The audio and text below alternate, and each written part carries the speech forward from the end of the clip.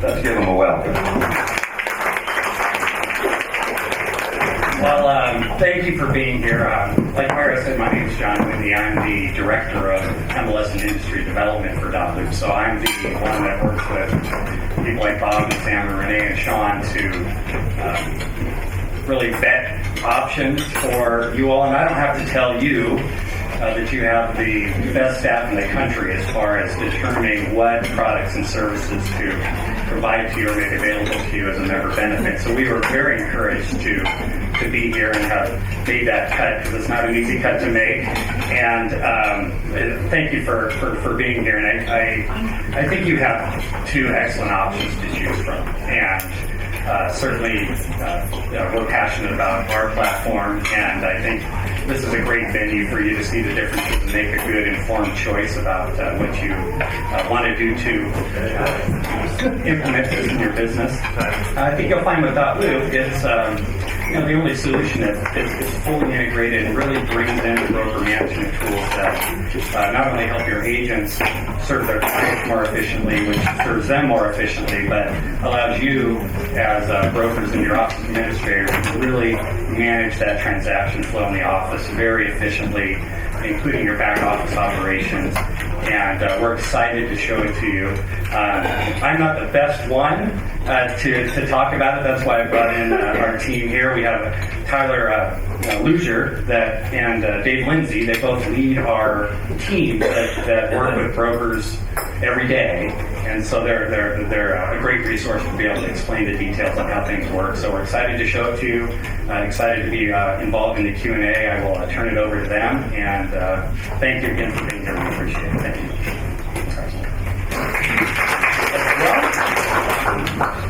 All right. Is this on? Hot mic. Well, no, again, thank you guys for coming. I'm sure this is exactly what you wanted to do this morning. Is come and see new technology, right? But no, it is a great opportunity. We do thank you for it. Houston Association of Realtors is recognized as one of the most tech-forward thinking associations in the U.S. There's no question about that. You guys bring technology to the forefront, and it does help your clients, and that's the big thing. That's what we're here, to show you today. To introduce ourselves, we've been at dotloop for almost 4 years. Dave, you're right at 4 years now. And it's been a fun ride to kind of see the industry change. And it's been something where when we first started, we would call brokers. A lot of them still use paper, faxing, etc. And it was exciting to kind of see that shift where now everybody wants to get on technology. They want the newest thing. They want something that their clients can ooh and ah over, because once that happens, they go tell somebody about that. Referrals are the best leads, hands down. And we're here to show you, dotloop. And who in here actually likes change? All right, well, yeah, we're done then. Wow, awesome. Where have you guys been my whole career? Usually everyone's just like, change, even though my car's terrible, I really don't want to buy a new car. Change is tough. It really is. And especially everyone knows realtors, unless it involves money or free food, it's pretty hard to get them to do anything. But we're here to show you how dotloop, we're going to partner with you and make that change as seamless as possible. And we broke dotloop down into 3 important keys here. The first is our best-in-class user experience. The second is the collaboration process, which helps streamline the transaction. And the third is that dotloop is built for brokers to make sure that you have visibility in your business to make informed decisions. So we want to talk about the best-in-class experience first, and that really comes down to the user experience.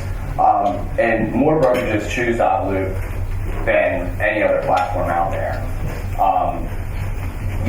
We've been named the best real estate transaction management system for the likes of Real Trends, In the News, Fit Small Business. Our customization and flexibility and ease of use makes us the perfect partner, which is why we work with brokerages with a few people all the way up to the relationships we have with our national brands too.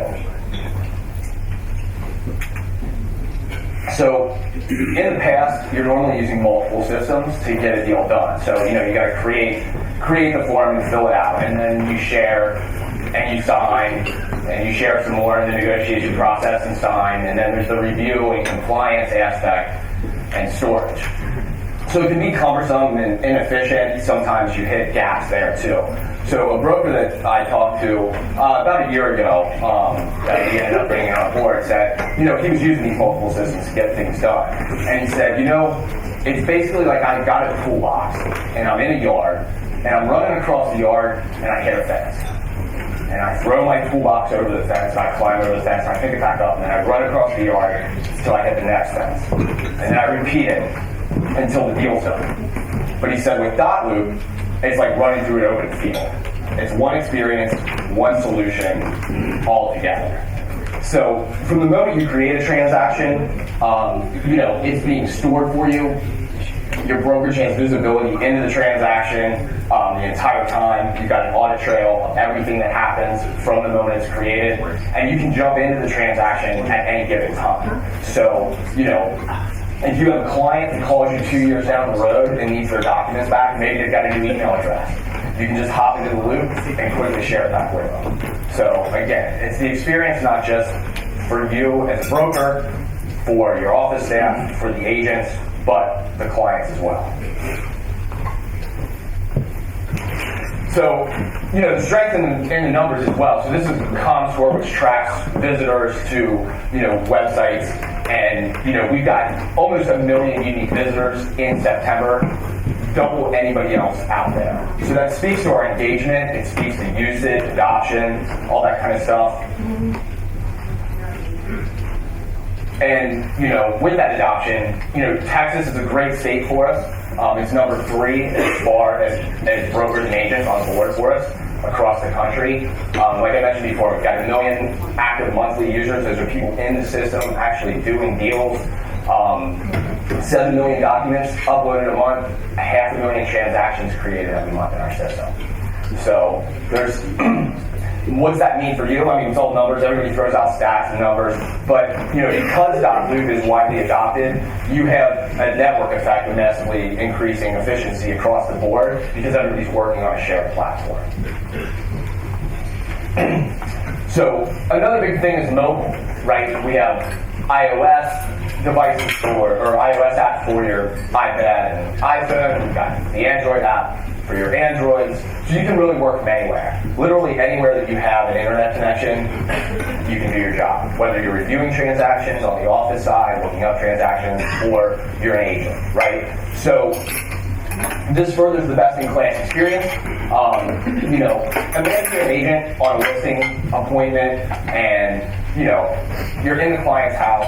It doesn't make sense to email each other back and forth when you're sitting next to each other, right? That's always been the fear about technology is, that it takes out that personal touch. And we don't want to do that. We want to enhance that. So, you or one of your top producers is in the client's house and you're going through your listing presentation and it looks like you're going to pick up the business because, you deliver a great presentation. So you want to get that exclusive right to sell signed ASAP. So you can bring out your device and you can host in-person signing, which is a feature we have which simply lets them sign electronically on your device. So you do everything on your iPad, you look super tech savvy, impress the client, and you're walking out with business in hand and the paperwork taken care of. So, and our apps, it goes to our team as well. We're developing world-class solutions and spending millions of dollars on research and development. The head of our Android design team came from Yahoo. I don't know, did anybody play fantasy football in here? Couple? Yeah? Cool. So he actually developed the Yahoo Fantasy Football app, which is one of the most popular apps in iOS history. So, he's on our team. That's the kind of talent that we attract to make our product even better moving forward for the future. So we would actually take a look at the product and show you how easy dotloop is to use. So if you're not familiar with dotloop or haven't seen it before, this is the home screen that an agent would see when they log in. So these circles that you see on my screen, super clean design, they just represent a transaction, each circle, right? So, like I mentioned before, any device with an internet connection, so you can work from anywhere. You're notified of anything that happens within the transaction since the last time you had logged in, so maybe the office did something, you got something back from a client, So bird's eye view, all your active transactions all in one place, maximize efficiency and keep you organized. To create a new transaction, you just click that plus button there, and I'm going to be the buying agent in this case. So my client wants to put an offer on this 101 hard and dotloop link. So we can import that data directly from that listing that's already in dotloop. And within the Houston Association, we also have a REST feed, so it's going to pull that data from the MLS as well. So time saver there. In addition to that, you can create templates for your brokerage. So these are customized to your brokerage. When you come on board with us, it's on an individual brokerage level with all of your agents attached, so you can customize that. So within a loop, and we'll get into each one of these in more detail, we've got documents, we've got people, and we've got tasks. So tasks are like checklists. Think of that checklist on the inside of the manila folder you guys used to use or maybe still use when you're reviewing files. These are customizable, okay? You can put, it could be agent tasks, it could be admin tasks, you can assign them due dates, whole 9 yards, you get email notifications. And then with the people. So I'm automatically included as the creator of the loop, so I can go ahead and define my role here as the buying agent. Tyler's already in here as the listing agent because we connected to that listing that was already out there. And then the admin, so the folks in the office, brokers, office managers, admin, those folks are automatically in the loop from the moment it's created. So most other systems, you have to wait for the agents to actually turn something in or upload it or submit it. The visibility is here from the get-go. And then to add a client or anybody else in, all I need is their name and their email address. So I've added my buyer Billy in here. And then the document section, again, this is customizable as well. So with those templates that you can customize within your brokerage, buying template, listing template, REO, short sale, rental, whatever you want to do. And within that packet, it's just like the grab and go packets in the manila folders, right? And paper days. So you can have all those. You can make certain documents required, leave other ones optional. Totally up to you. And you see these that are grayed out here. Those are placeholders, things that come later in the transaction. Earnest money check, inspection report, whatever, just serves as a reminder to the agent that they need it, and they can just drag and drop that PDF once they need it. So we're popping into the contract to purchase here, and first off, it's going to automatically assign all the initials and signature fields where they belong based on the role. So our documents are programmed and intelligent. We map the fields to aid in that auto population. We've got the property address in here already because we've linked to that listing, or we work the same way with the rent fee from the MLS. And then anything specific, like purchase price, earnest money, anything like that, you enter it in one time here, and it's going to auto flow across all those documents where it belongs. So you fill it out one time, and that's it. So we'll scroll down here to the bottom. Hit autofill, and now when I scroll up here to the top, you'll see highlighted in yellow everything that just got auto-populated in. So if there's, you've got your brokerage name and things like that, like Lindsay and Associates. If that's your brokerage name, you don't have to type that in; it automatically feeds in from your settings, and your name is the agent, so on and so forth. And anything else that you need to add in, it's all live and fillable. Date fields bring up calendars, check boxes, the whole 9 yards. So I'm not going to bore you with filling out a document. I'm sure you guys do plenty of that all day, every day, right? So once you have it completely filled out, then sending it on is as easy as hitting save and share. So those folks that are in your loop, besides the admin that are automatically included and have the same visibility as an agent, anybody else that you add, everything's private until you choose to share it. So it's not like they see everything. So in this case, I'm going to share this with the client to get him to sign off on it. We're not ready to share it with the listing agent yet, so we're not going to include Tyler here. And you can add a custom message, you can attach a PDF to it as well, but that's not necessary. In most other systems, you're used to emailing PDFs back and forth, but that was a little different here. So you'll get real-time visibility on where the document's at. If you're waiting on them, if they viewed it, we track it, and we track it when they sign it too. So real-time status update, and you can always see who has visibility. So admin always do, and then anybody else who can share. So you can see it's been shared with Billy and the admins too. Sorry, the folks in the background, I can't see that. Now coming over to Billy the buyer, he receives that notification via email, and right there tells him the address, has a picture of the home if you've uploaded it, and then all it takes is one click. It takes them right into that document, and it actually highlights where they need to sign. They can scroll through, read what they need to read, and you can actually be sitting there right next to them. Just like Dave said earlier with that host in-person signing, we're not taking the people out of it. We're just taking out the busy work. Our motto at dotloop actually is people work, not paperwork. And it's as simple as that. And, you go through, read everything, but you've already worked with the client. They know what they're looking at. All they can do is click start signing. Once they do that, they can get the first spot assigned to them. They can choose what their signature looks like, add a middle initial, prefix, suffix. They can actually draw the signature as well. So it's just like checking out a grocery store. Once you pick the first field, it takes you right to the next one. And it's going to put that on every single field. They're all time and date stamped, IP address tracked, a bunch of other technology things that are way over my head. I don't know how they do all that. But once you've completed your signing, you get the prompt at the top to finish signing. Once you do that, it's automatically shared back with the agent. At this point, the client has the ability to sign up for a free account. It's not necessary, but it is part of the client experience. That they have that login, they can go back 2 years from now, be able to pull that paperwork if needed. Totally free for them as well.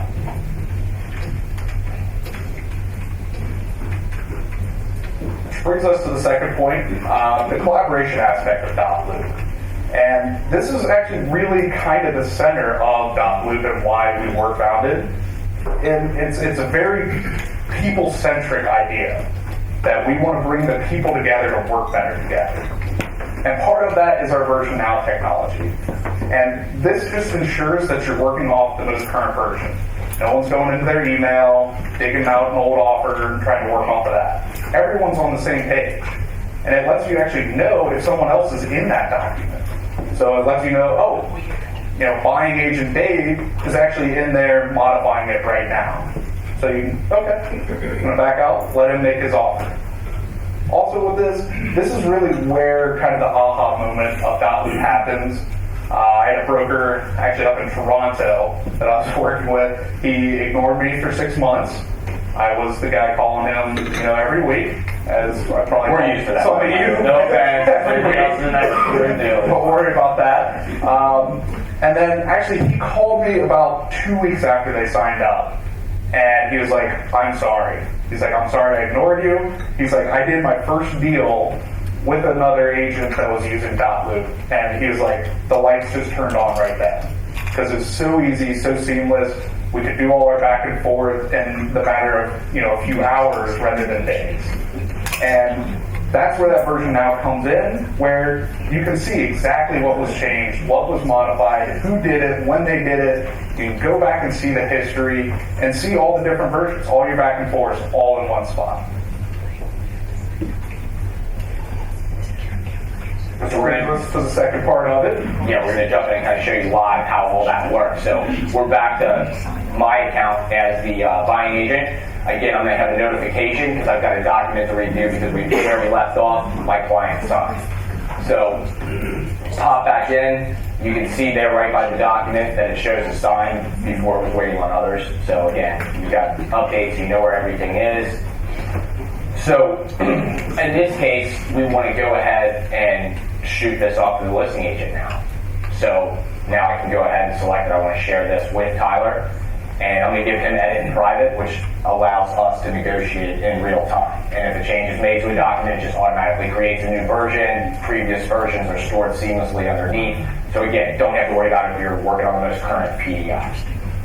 So I received that via email, as well as a notification in my dotloop that it's waiting on me now. So I know that I have an action in here. So I can go in, be able to view Dave's offer, and it looks pretty good, but he came in a little low. So we're going to counter that. And right when I make a change, it lets me know that I'm creating a new version. So not a problem. We're going to start a new version, but nothing's ever lost. You cannot delete anything in dotloop. Nothing will ever just disappear. It's all tracked and logged for you. So we're going to counter offer to Dave. I can first send it to my client, Paul, to sign off.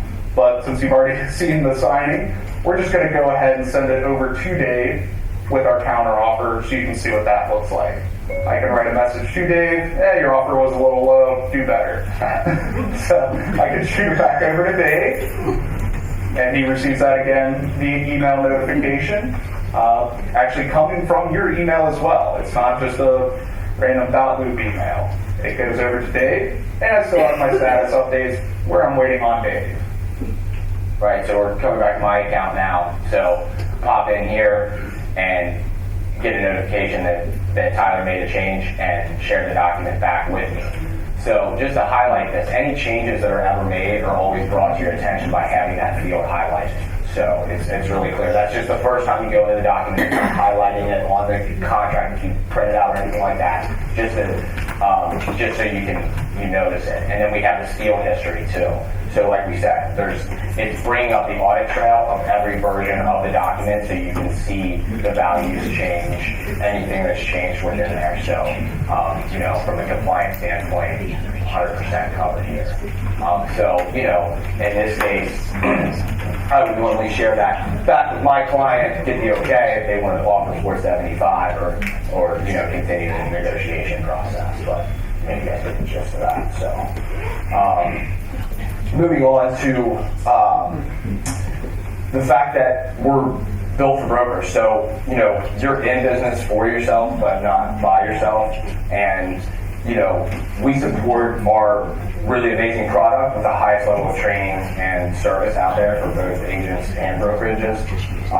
And that's something that we're really proud of. One of the things with dotloop is the real-time visibility. We've talked about that, but from the moment you create a loop, those folks that are in your brokerage on the accountability side, the review side, they're automatically included. So like I said before, you don't have to wait for an agent to turn something in, and whether you want to know the status of all the transactions in your brokerage or just sort by exactly what you want.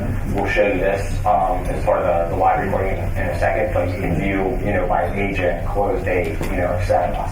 So anything you want to see at any time. The customized review process, that's kind of coincides with those loop templates that you can build out and customize with like form packets and that kind of stuff. But the review process is more of the back end. So, what do you call things now and how do you work? Because we're not going to change the way you do business. We're just going to change where it happens in dotloop and make it more efficient. So if it's needs reviewed, broker approval, final review, return to agent if it's wrong. Those are the review stages that we're going to have set up in your account. We customize it. It could be Bob's review, Renee's review, Kathy's review. It's however you guys work now, we're going to mirror that to minimize the disrupt. Approved for commission. What's that? Approved for commission. Right, that's good, right? That's the one that really matters. And then our review stage too, it's just a high level transaction where it's, approved, green is go, red's return. So got to make a change there. And we'll show you that too here in just a second. Compliance is something that we've hit on a few times today, but you can breathe easy with our audit trail and storage. We track everything that happens within the loop from the moment it's created, like we said. And this activity log will show you within every loop, and also globally, you can bring that up, you can print it out. That's stored for you just like the documents are. So God forbid you face an audit or a lawsuit, we got you covered.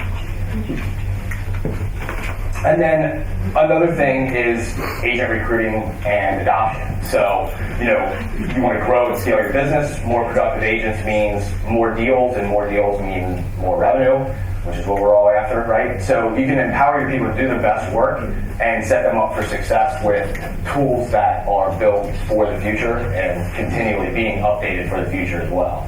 So, we're so easy to use. It's no surprise that we've got the highest adoption rates in the industry for our platform as well, and we'll get into that in a little bit too. But just meeting and exceeding, increasing expectations for tech-savvy clients, the millennial generation, and the top-producing agents as well too. So, don't take our word for it. We have a ton of raving fans out there. These are a few of our clients and what they've experienced with dotloop.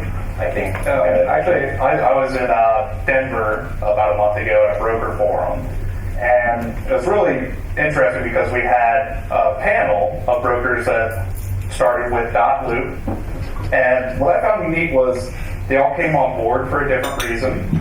They implemented it differently, and I don't know if you've ever seen Craig McClellan from Atlanta, Georgia. The guy's a little crazy. He actually went with the gun to the head approach to his agents, which I don't recommend, but that's just Craig's style. But they all did it for different reasons. They all implemented differently because dotloop's so customizable. That's where they got their value, and they see the value in different places of it, whether it is the storage for compliance or just help streamline the process for their agents. Everyone had their own unique kind of story behind it and why they went with dotloop and how it helps them.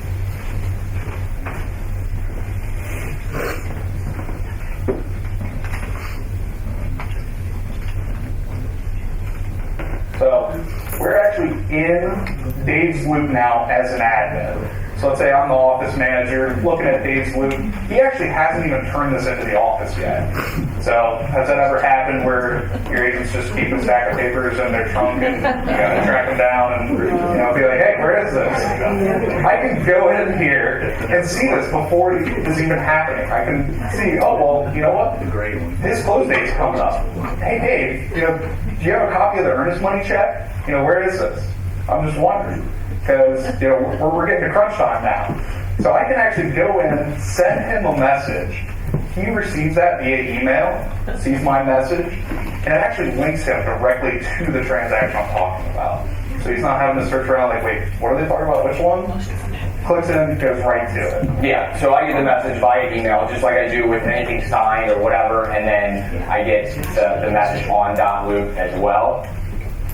And you can message anybody from dotloop, clients, third parties, anybody in your office. Always duplicates it as an email. If they respond to that email chain, their message is automatically back in here as well. So just a good way to keep track of deal-related correspondence in general. But I want to let Tyler know that I'm on it, and I'm going to get this in here quick. So going back to this placeholder or any other documents that you need outside of the system, you can bring in any PDF that you want. So you can drag and drop, you can upload from your computer, whatever. We know, dotloop's not going to be a 100% closed system all the time. So we make it as easy to get into and out of the loop as you need to. So I'm going to upload this copy of the earnest money check, and now I'm ready to turn it into the office. So all I have to do in dotloop is hit submit for review. Now again, in your brokerage, with the customization, you can have any fields required. You can create any fields that you want. So in my brokerage, I require the property address. Well, I'm the agent, so in Tyler's brokerage, he requires the property address and the financials, but also a lead source, which I didn't put in. So that's where that error prompt came up. So you make sure you capture the information that you want, and then it'll ask me to go ahead and submit for review. So that's actually going to notify and send Tyler a notification that this file is ready for review. So we're going to flip back over to the admin side. Back on the admin side, not only am I notified via email from Dave, but I can also filter and see the transactions any way I want to. So these are these customized review stages. I can see it by the review stage, the status of the transaction, or even customized tags that I want to put on these files. But since it's the most updated one, it's going to come right to the top for me. Lets me know that it needs review. And then I have this giant banner going across, letting me know how many documents I have to review. I don't have to go in, click on each one. There's actually a nice open all button. Takes me right into the documents. Then here again, very easy. I can actually bring in my own task list and just check things off as I see them, just to do diligence. Okay, he's got this, oh, missing this. Be able to let him know that as well. But just to keep myself on point, use a checklist, going through, make sure everything's here. You can move this task list around if you want to, but if you realize something's missing, I can actually message Dave directly from this loop. I can approve documents, return them, and let's say, oh, this is a copy of the earnest money. Dave, what is this? This is not the earnest money check. What are you doing? I can send him a message right here saying that's not the earnest money check. And he, again, receives that via email. And the best part is actually the link in the email he'll get for this one is going to take him directly to this document that I'm talking about. There's no searching around. And once I've completed my review, gives me a little recap, lets me know what I approved, what I returned. I can update the review stage at this point. Admins are the only ones that can do that. So your office managers, brokers, they have that control. Where on the agent side, it's all automated for that. And then other parts of the admin account is you have this visibility into everything going on, what type of transaction it is, where it is in the sales cycle, where they are on their tasks, actually the listing price currently, the close date, any tags that you put on them as well. So you can put condo or REO, or you can even put where it came from. Was it a referral? Did it come from our website? Did it come from HAR? Where did this client come to us? We can be able to search and filter by those, as well as you can search any keywords. You can search the address, agent's name, any of those keywords involved in that transaction to be able to find the transaction that you're looking for as well. Now that I'm in here again, I already approved his contract to purchase, so we're good there. And I can print these off, I can download them, I can fax them, do what I want to do with it from there. But again, it's all stored for you in dotloop. We can see the activity log, everything that's happened in here. I can see every single action, who did it, and when it happened as well. I don't know if anybody has this horror story, but I've heard it a lot, where you make an offer on someone's listing and they say, well, I never saw that. Well, you can hold them accountable because you can actually see when they went in and viewed that. And right here, I can see everything that's happened, from completing tasks, when you viewed the document, the updating of the review stages, any of our messaging back and forth. I can see when the client viewed it, when they signed it, etc. It's all tracked and logged for you on a field history, document history, the whole transaction history, as well as you have a whole history for your entire brokerage as well. And we'll get to that more here in a minute. But I can see everything that's happened in our transaction, and I can go back to our home screen here, or back to our loop screen. I can actually go into that document and be like, I want to see Billy the buyer's signatures here. You actually have a signature verification certificate, and this actually comes via email as well when someone signs one of your documents. Again, it's all time, date stamp, IP address, and I can print this off if, God forbid, we ever get audited. So, all right here, be able to see everything that's happened as far as my signatures, and I can see that, the security level of it, the IP address, etc. again. Now that we're back to the home screen as the admin, again, I can see everything going on in my brokerage. If you notice actually over on the right, I can see all my agents' names. I can see Chelsea, I can see Matt, I can see Bill Murray and what they're working on. I can go to our activity log for the whole brokerage and be able to see all the transactions. There's one right there that John Parsons was working on. Oh, here's our 101 HAR in Dotloop Lane, and see all the history for that one as well. And I can see all this in real time, right when someone does an action, that goes to the top of my activity history. So you have eyes on everything from the second that it's created, all the way to storage for compliance, and bring it up anytime after that as well. Yeah, and this isn't stuff that obviously you need to get into on every transaction, but the point is it's there when you do need it too. So, which part of being built for brokers is our training and onboarding. It's something that we take very serious because too many times I've heard that, we got this great thing, wasn't well trained or implemented, now it's not used. Well, that's just a big waste. So part of what we do is you have a success coach dedicated to your brokerage. They're the person there for you, and they make sure that you get the most out of dotloop. We also have multiple training sources. We do online webinars every week. We actually have a new thing that we started called dotloopapalooza, which is where we do 12 hours of training all day. Live webinars, join in whenever you want to. They're every hour on the hour. It's not 12 hours for you guys. Yeah, it's not 12 hours training. Yeah, relax. Hour increments, but you can join in at your convenience on this. We also have our online help center, which breaks down dotloop into tiny little pieces, gives you step-by-step instructions, screenshots and videos to go with that to walk you through anything. As well as we have our in-house support team. They're there in our building, sitting right next to us, right next to your success coach, and they're there to help you. They've seen every single curveball. They've seen every corner of dotloop. They know dotloop better than we do. They really do. I mean, they get the craziest questions, and they help every customer out. And then part of that proven success is in the numbers. We're very proud of our customer retention rate of 99.6%. We have trained over 50,000 real estate professionals this year, which that's probably closer to 60,000 at this point since we made this. And then we have a 98.6% customer support satisfaction rating. And then to get you up and started with dotloop, the first step is your introduction call with your success coach. And this is the kicking off point.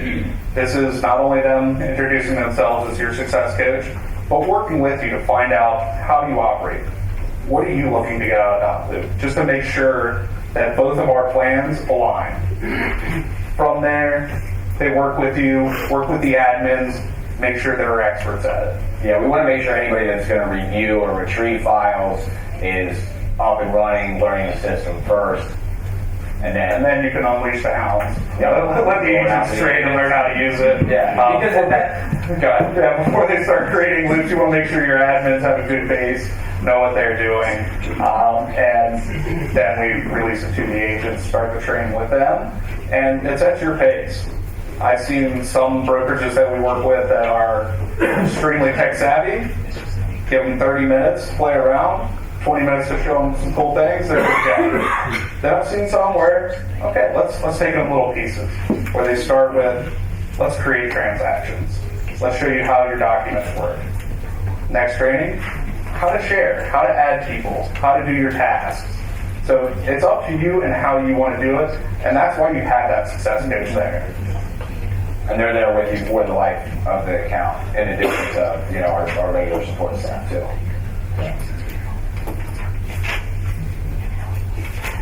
And again, we do want to thank you for your time this morning and the opportunity. If you want to learn more, you can actually shoot an email to har@dotloop.com, and this will actually come directly to us. We can put you in contact with one of our sales consultants, where they'll do a live demonstration for you. You can go through any little part of dotloop that you want to see, be able to ask questions, interact, bring your admins in, your top agents, and be able to get everyone's perspective on dotloop. So again, thank you for your time, and happy looping.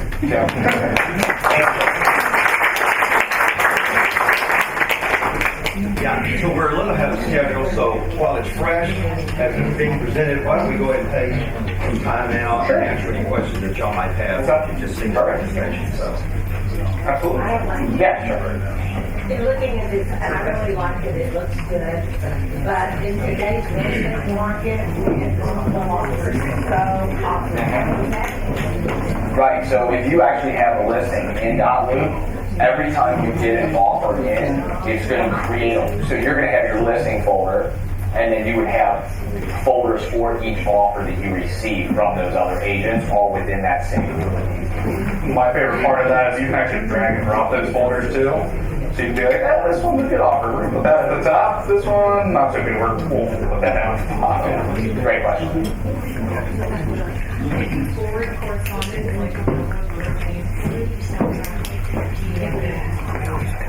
So, yeah, not to get kind of too far in the weeds, but some of the things you can do, you can actually email into your upload email address with dotloop. You can name a loop and create it, attach files to it, and actually submit it into the office without ever logging in. So there's like a lot of things that you can do via email, but again, that's why the success coach is there. Yeah. They start off with the basics and then kind of ramp I up. think you were talking specifically about an email thread, though, like correspondence. So that you would need to convert to a PDF and just like drag and drop it as like correspondence. Yeah.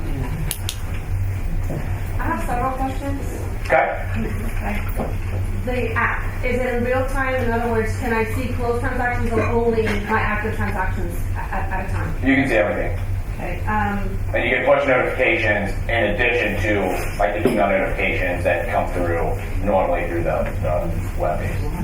When can you default the system to the MLS or when you create the transaction that it forces you to enter the MLS number first rather than giving them an option to type in the address if they don't know the MLS number?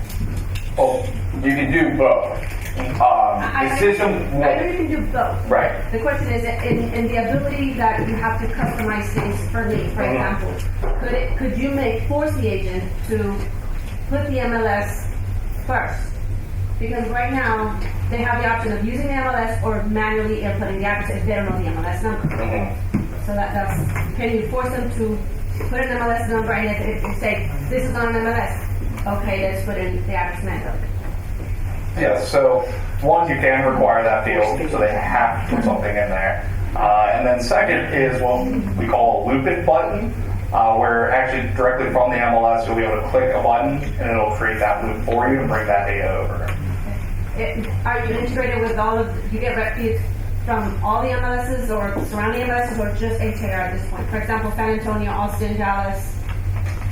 It will be just HAR. HAR at this point. Yeah, I'm trying to think if we have anything else in Texas, but I don't think we do. We do have arrangements with Austin, talking to Netris, all those. We recently were able to license the TAR forms, which kind of triggered our efforts to go ahead and secure these feed arrangements. So you can expect more of those to come online as we go. There's a big focus for us. If an agent is currently with one broker and they transfer to another broker, will they be able to see the transactions that they have from that original broker, or will they stay with the broker only? Great question. Broker's choice. So the broker owns those files. The way that we are set up by default is if an agent is removed from a brokerage, they lose that visibility into their past transactions. But if an agent leaves on good terms and maybe they're starting their own brokerage or whatever the case may be, with the brokerage's permission, then the brokerage and the agent would both have visibility into those transactions. So again, we leave it up to the broker because you're ultimately responsible for those files. I'm almost done. Okay. Document uploads. You mentioned specifically PDF. Is the system able to convert JPEGs and TIFF files, or only the agent has to put it in PDF? Through the app, Right, the only formats that we support are PDF, PNG, and JPEGs.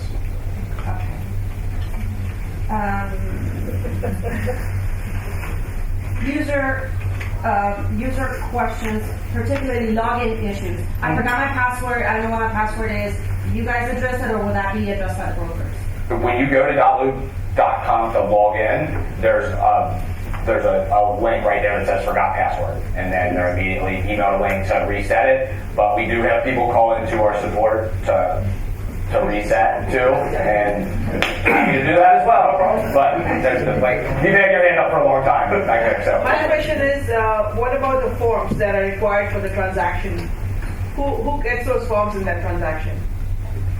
what do you mean by who gets the forms? The contract forms, are they already in the transaction, or do you have to auto-populate it from somewhere? Yeah, so basically the way that it works with our agreement with HAR and Trek and TAR, you guys would have access to that forms library, and part of that customization process with those loop templates we talked about about is we help you build out, like in my buying packet, I want these documents in there with these placeholders. In my listing packet, I want these documents. So you actually have packets, just like the grab and go, manila folder packets that you have in your brokerage, or maybe had a few years ago in your brokerage. Same concept. But those are all customized. Zip forms?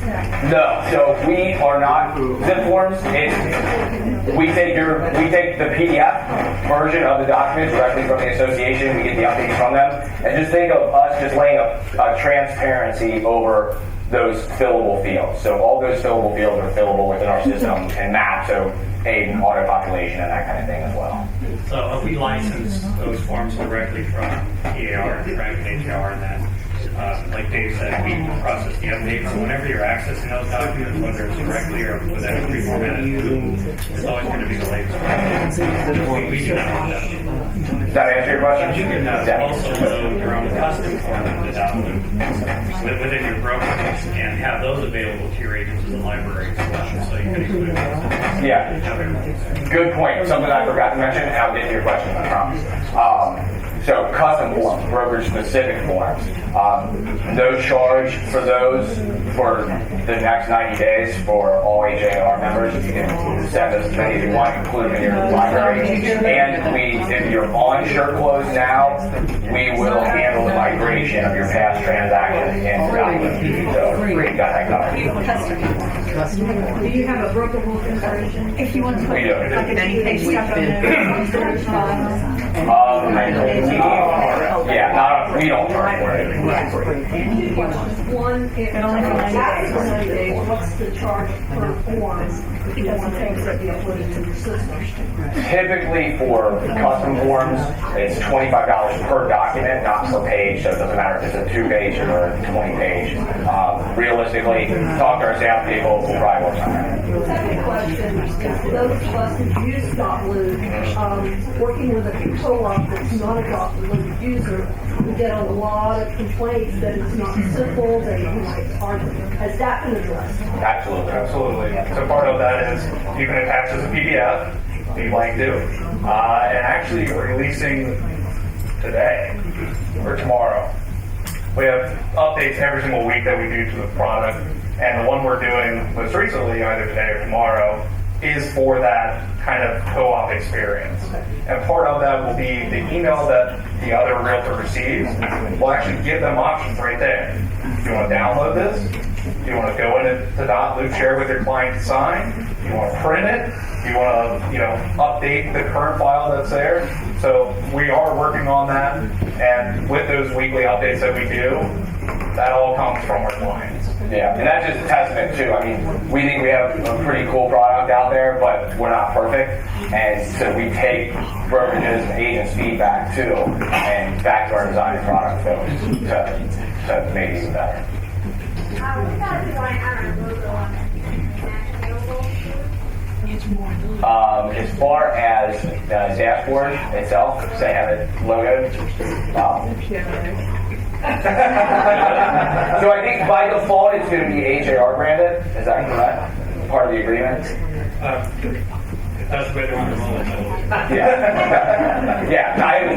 I'm not privy, but Talk to your success coach, if there's the option to do that, you can make it talk to them about yeah. that. And then Bring not only the experience, but get your logos on the forms and all that.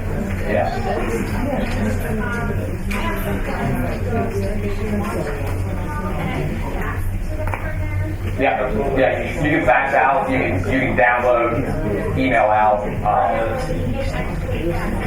can, sure.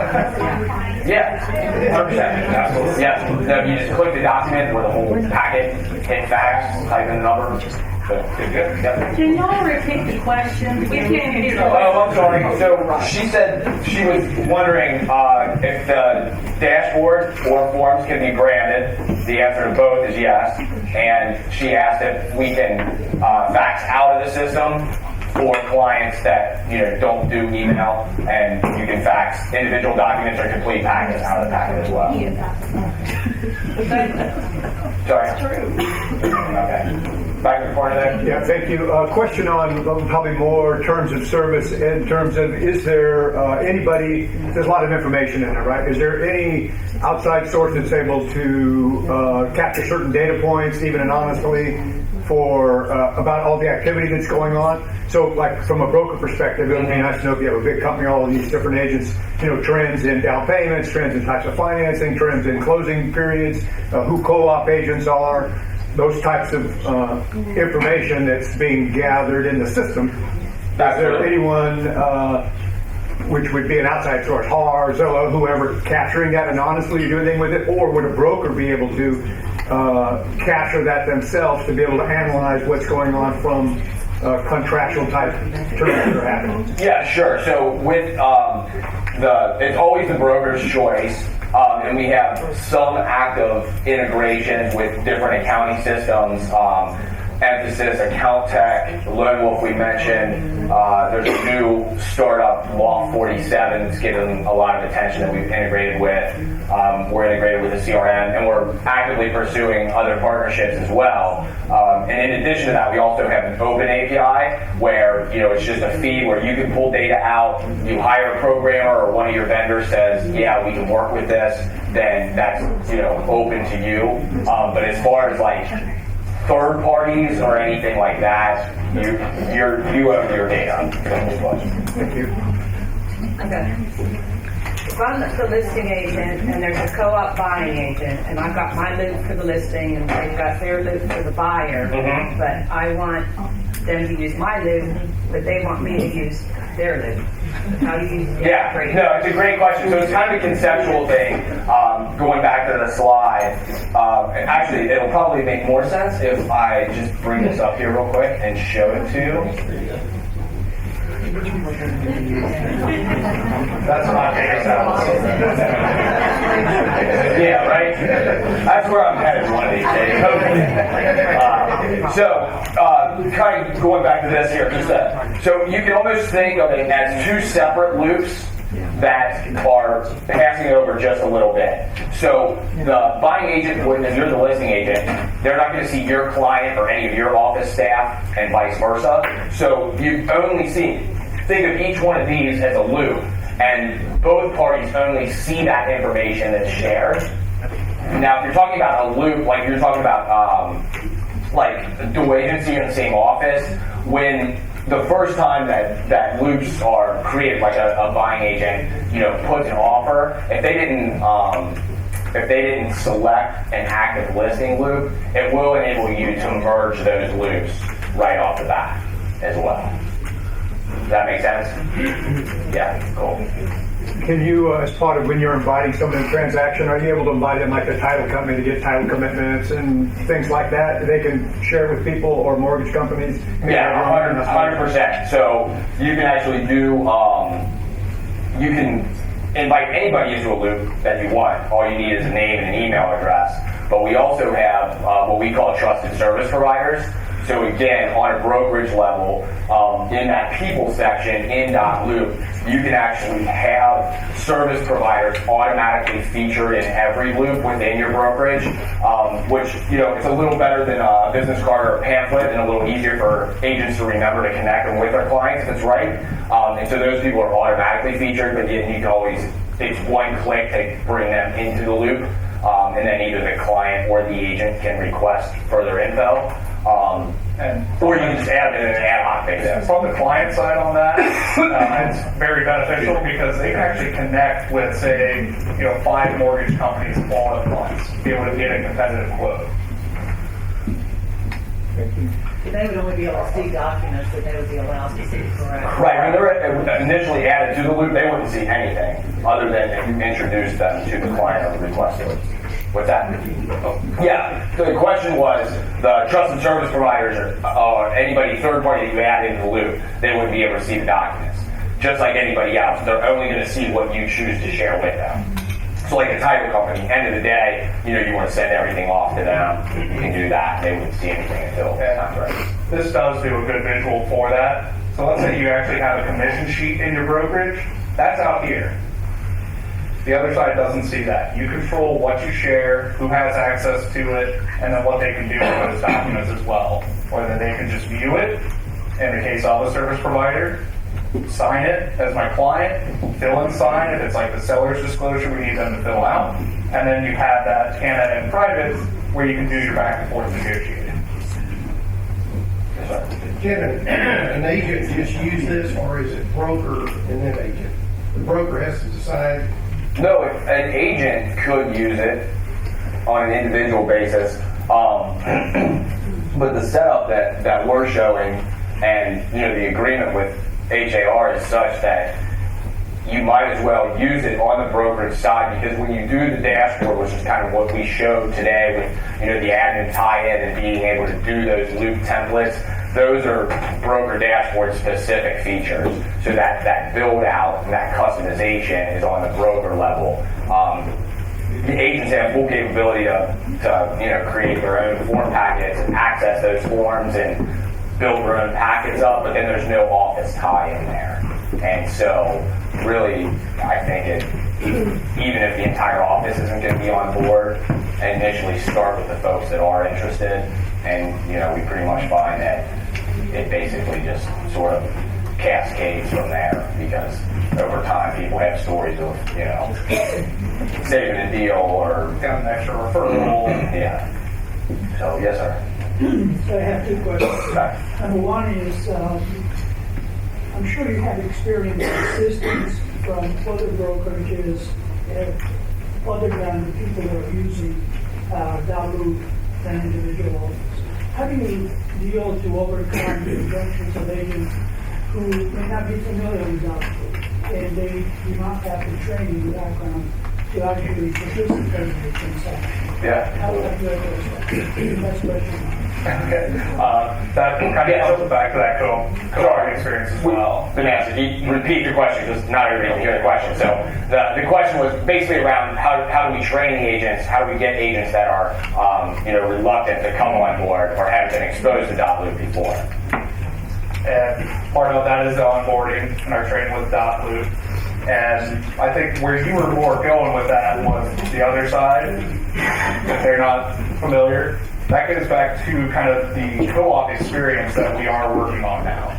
First thing you can do, if they just don't want to do dotloop, you can attach all those as a PDF and share it to them. They receive an email coming from your email with those attached PDFs.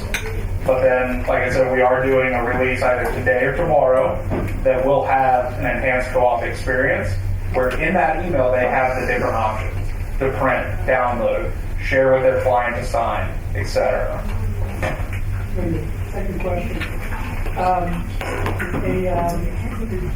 A brokerage that for years has been using a distance system, and we have sent thousands of transactions already stored.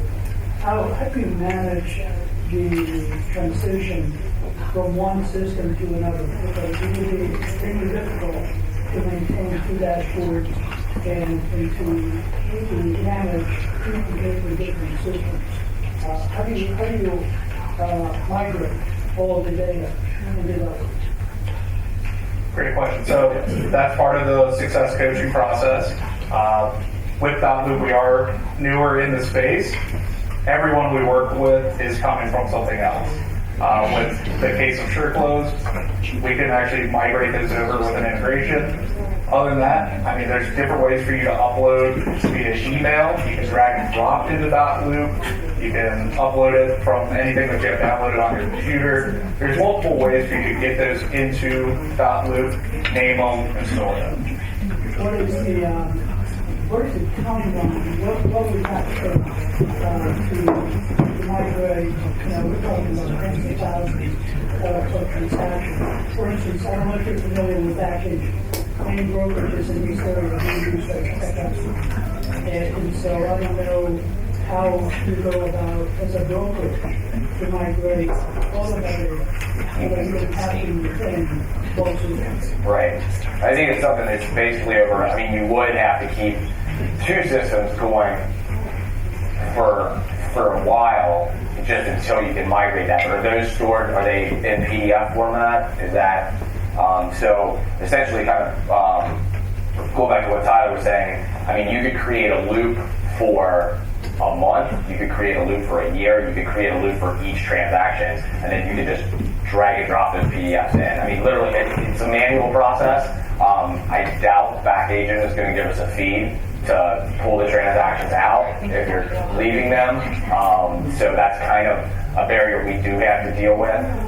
But it's, over time, as those transactions drop off. I mean, I know with us, you have access to your files. Always. Yeah, even if you are, even if you leave us, you still have access, you can't create new files. So that may be the case with Back Agent, I don't know. Yeah, sure. We're going to still have time for more questions a little bit later. But John, Tyler, Dave, thank you for your presentation. And thank you. Thank you. Can you hear my microphone in the back? All right. Good morning, everybody. Good morning. How are you? You have enough energy left for one more presentation? I hope so. Again, my name is Joe Kazoon. I'm the Vice President of Business and Product Development with Instanet Solutions. The company may not have heard of. I'm going to be talking about our company a little bit first to give you an introduction to the company, and then I'm going to jump in and give you a system overview. I've had a nice opportunity to talk to a few of you here. I live in Austin, Texas, by the way. We have a few people in Texas. I'll be talking about our Texas presence shortly. It helps when I turn it on. So we've been in the business for about 25 years. We have never marketed in Texas, really, until recently when we got a license to the TAR forms and the TREC forms. But we serve about 500,000 realtors who subscribe to our system either individually, through their brokerage, or through MLSs. So we've been around for quite a while. We're a privately held company. We don't really market. You'll never see a big banner at NAR. You'll never see us in a trade rag. We do it all through word of mouth. We do attend conferences and trade shows. We focus only on the paperless transaction. From the time a realtor wants to make an offer or write a listing agreement to the day of close. That's really what we focus on. We serve about 400 associations and MLSs around the country, and as you can imagine, probably tens of thousands of brokerage offices. I'll try not to make this too much of a rebuttal to the last one. It's not a presidential debate, but I'll just throw out another number. I think you guys said we had 400,000 visits last month. That was actually to our public website. I quickly got some stats from October. We had agents log into our system 3.5 million times last month, and we had consumers log in to electronically sign in our system about 1.2 million times last month. So I can assure you we get a lot of usage, and where we implemented MLSs, we get a tremendous amount of use. Probably north of us, the one we've had for a few years, Oklahoma City, up north of Texas, about 88% of the members of that MLS logged in to use our system in the last year. So we get a lot of usage. Just a list, we have state clients, brokerage clients, individuals, and so forth.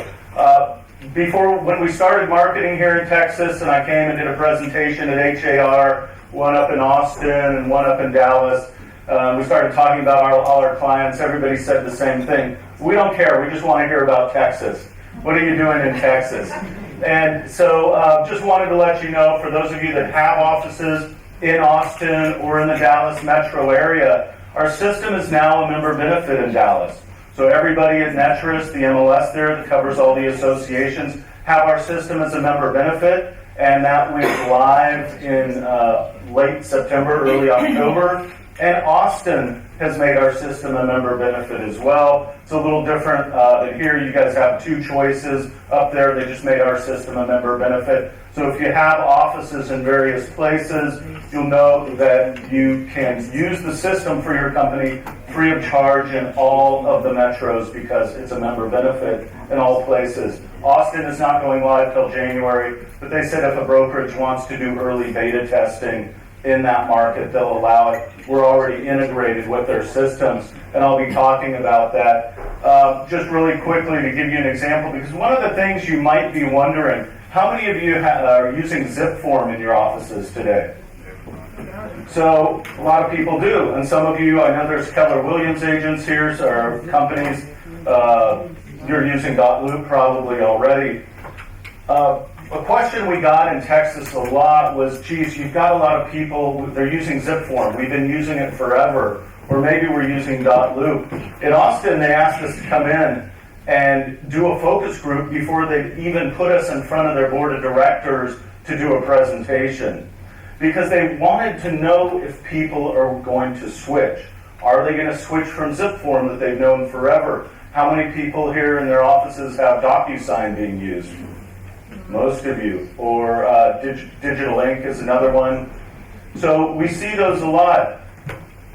What we found when we did a hands-on demo and then the agents and brokers used the system for about an hour, 23 out of 25 of them said they would switch to our system from what they were currently using, most of them using zip form.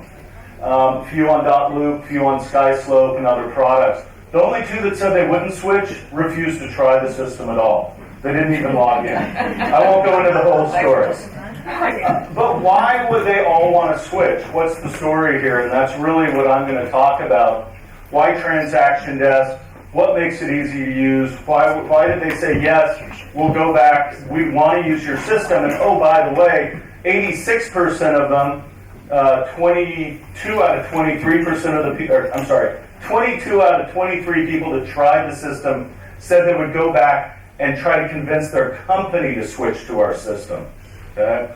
Why? There's a story here, just like dotloop, and there's a lot of similarities between our system and dotloop, so I'm not going to try to focus on that. We both have a single system that is an electronic form system, an online form system, a document management system, a transaction management system. I'm going to talk about that and show that to you, and I'm going to give you a walkthrough of creating a transaction file, but I'm also going to focus on some of the differences.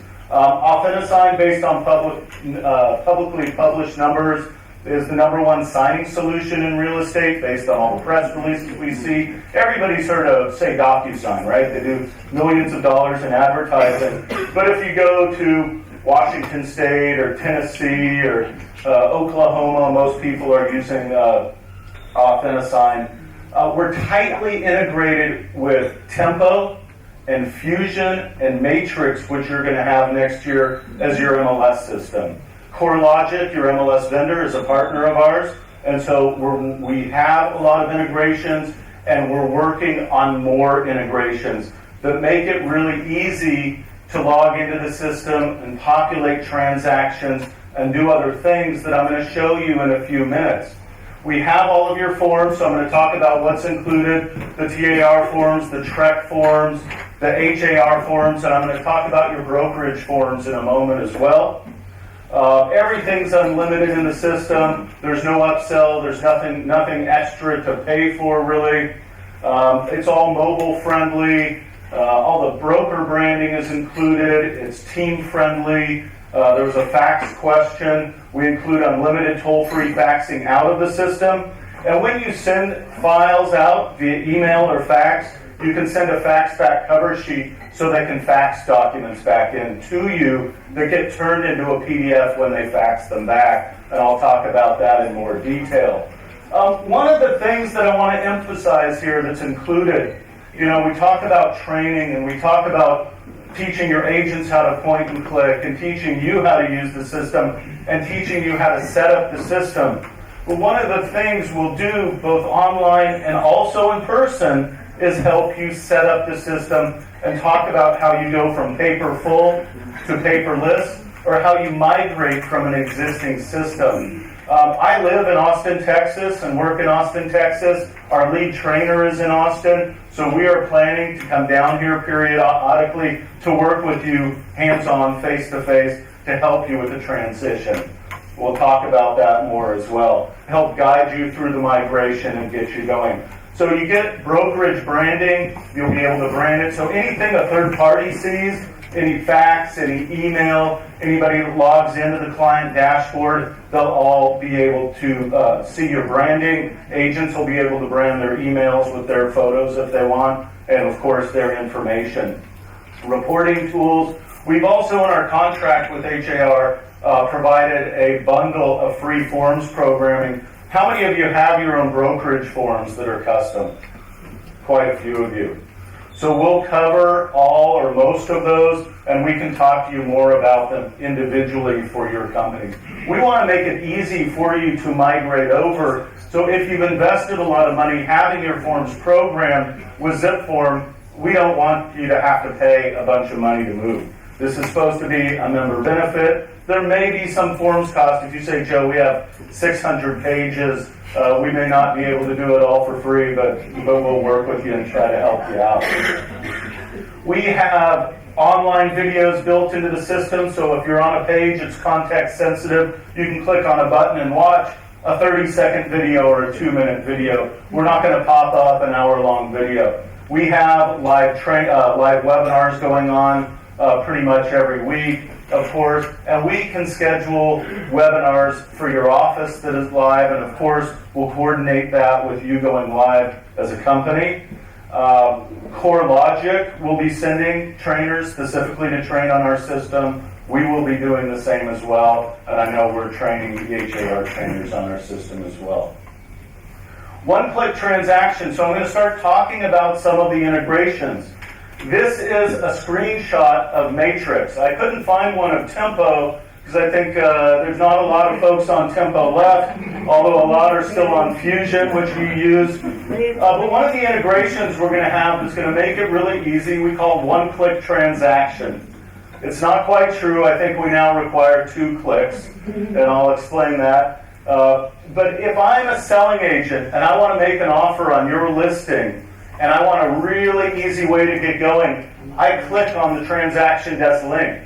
It will log me into the system automatically. And by the way, if I've never logged in before, it will create my account on the fly. Okay, all the accounts will be set up automatically. We won't have to do it, you won't have to do it. So it's going to log me in. It's going to create a transaction file, 123 Main Street. It's going to know that I'm the selling agent. My brokerage is the selling broker. It's going to import all the MLS data, the listing agent data, the listing broker data. If I have set up a template, what it's going to do, it's going to add all the forms automatically. It can be done at the brokerage level or the agent level. It can be done at the company level, or the office level, or the agent level. So all the forms that I would use to make an offer are added automatically. TAR forms, TREC forms, broker forms. They are all populated with the property data and the agent and broker data. And if in my template, I pre-fill out certain things. So if I normally check third-party financing addendum, if I normally check seller pays title, that can already be filled out in the form also. So isn't that stuff we normally do? Why would you want to have agents retype that? You know how they're doing it today, mostly, say, in ZipForm. I won't pick on the dotloop guys. Maybe you guys have the same feature, I don't know. But in ZipForm, for example, a lot of agents are using it like a typewriter. This makes it so much easier, and it's integrated into the systems they're already using. It's part of their ecosystem. So you're going to be able to import data from any of the systems you have, Tempo, Matrix, Fusion, to start a transaction. We also integrate, I don't know if it's up here, we integrate with Realist. If you are on the listing side, it's not in the MLS yet, right? You can put in the tax ID. Nobody knows the tax ID. It's too long. So from Transaction Desk, you can search the Realist data by using the property address and pull in that information. One of the things that's on the Realist roadmap, they're going to add a one-click transaction to Realist in the next couple of months. So you as a listing agent, when you find the property, can click on the listing in Realist, click the link, and it'll start a transaction. So then you'll be able to choose your listing template, and it's going to add your exclusive right to list and other associated forms and populate those, including the seller name, How many of you love to type in the legal description? Right? Or the property ID? All of that's automatic. The other neat thing is when I'm on the selling side and I import data from the MLS to make an offer, if there's a listing attachment, in Matrix they call it a supplement. What do y'all call it in Tempo? Just a listing document? That gets imported into the transaction too, and I'll show you that when I go through the overview.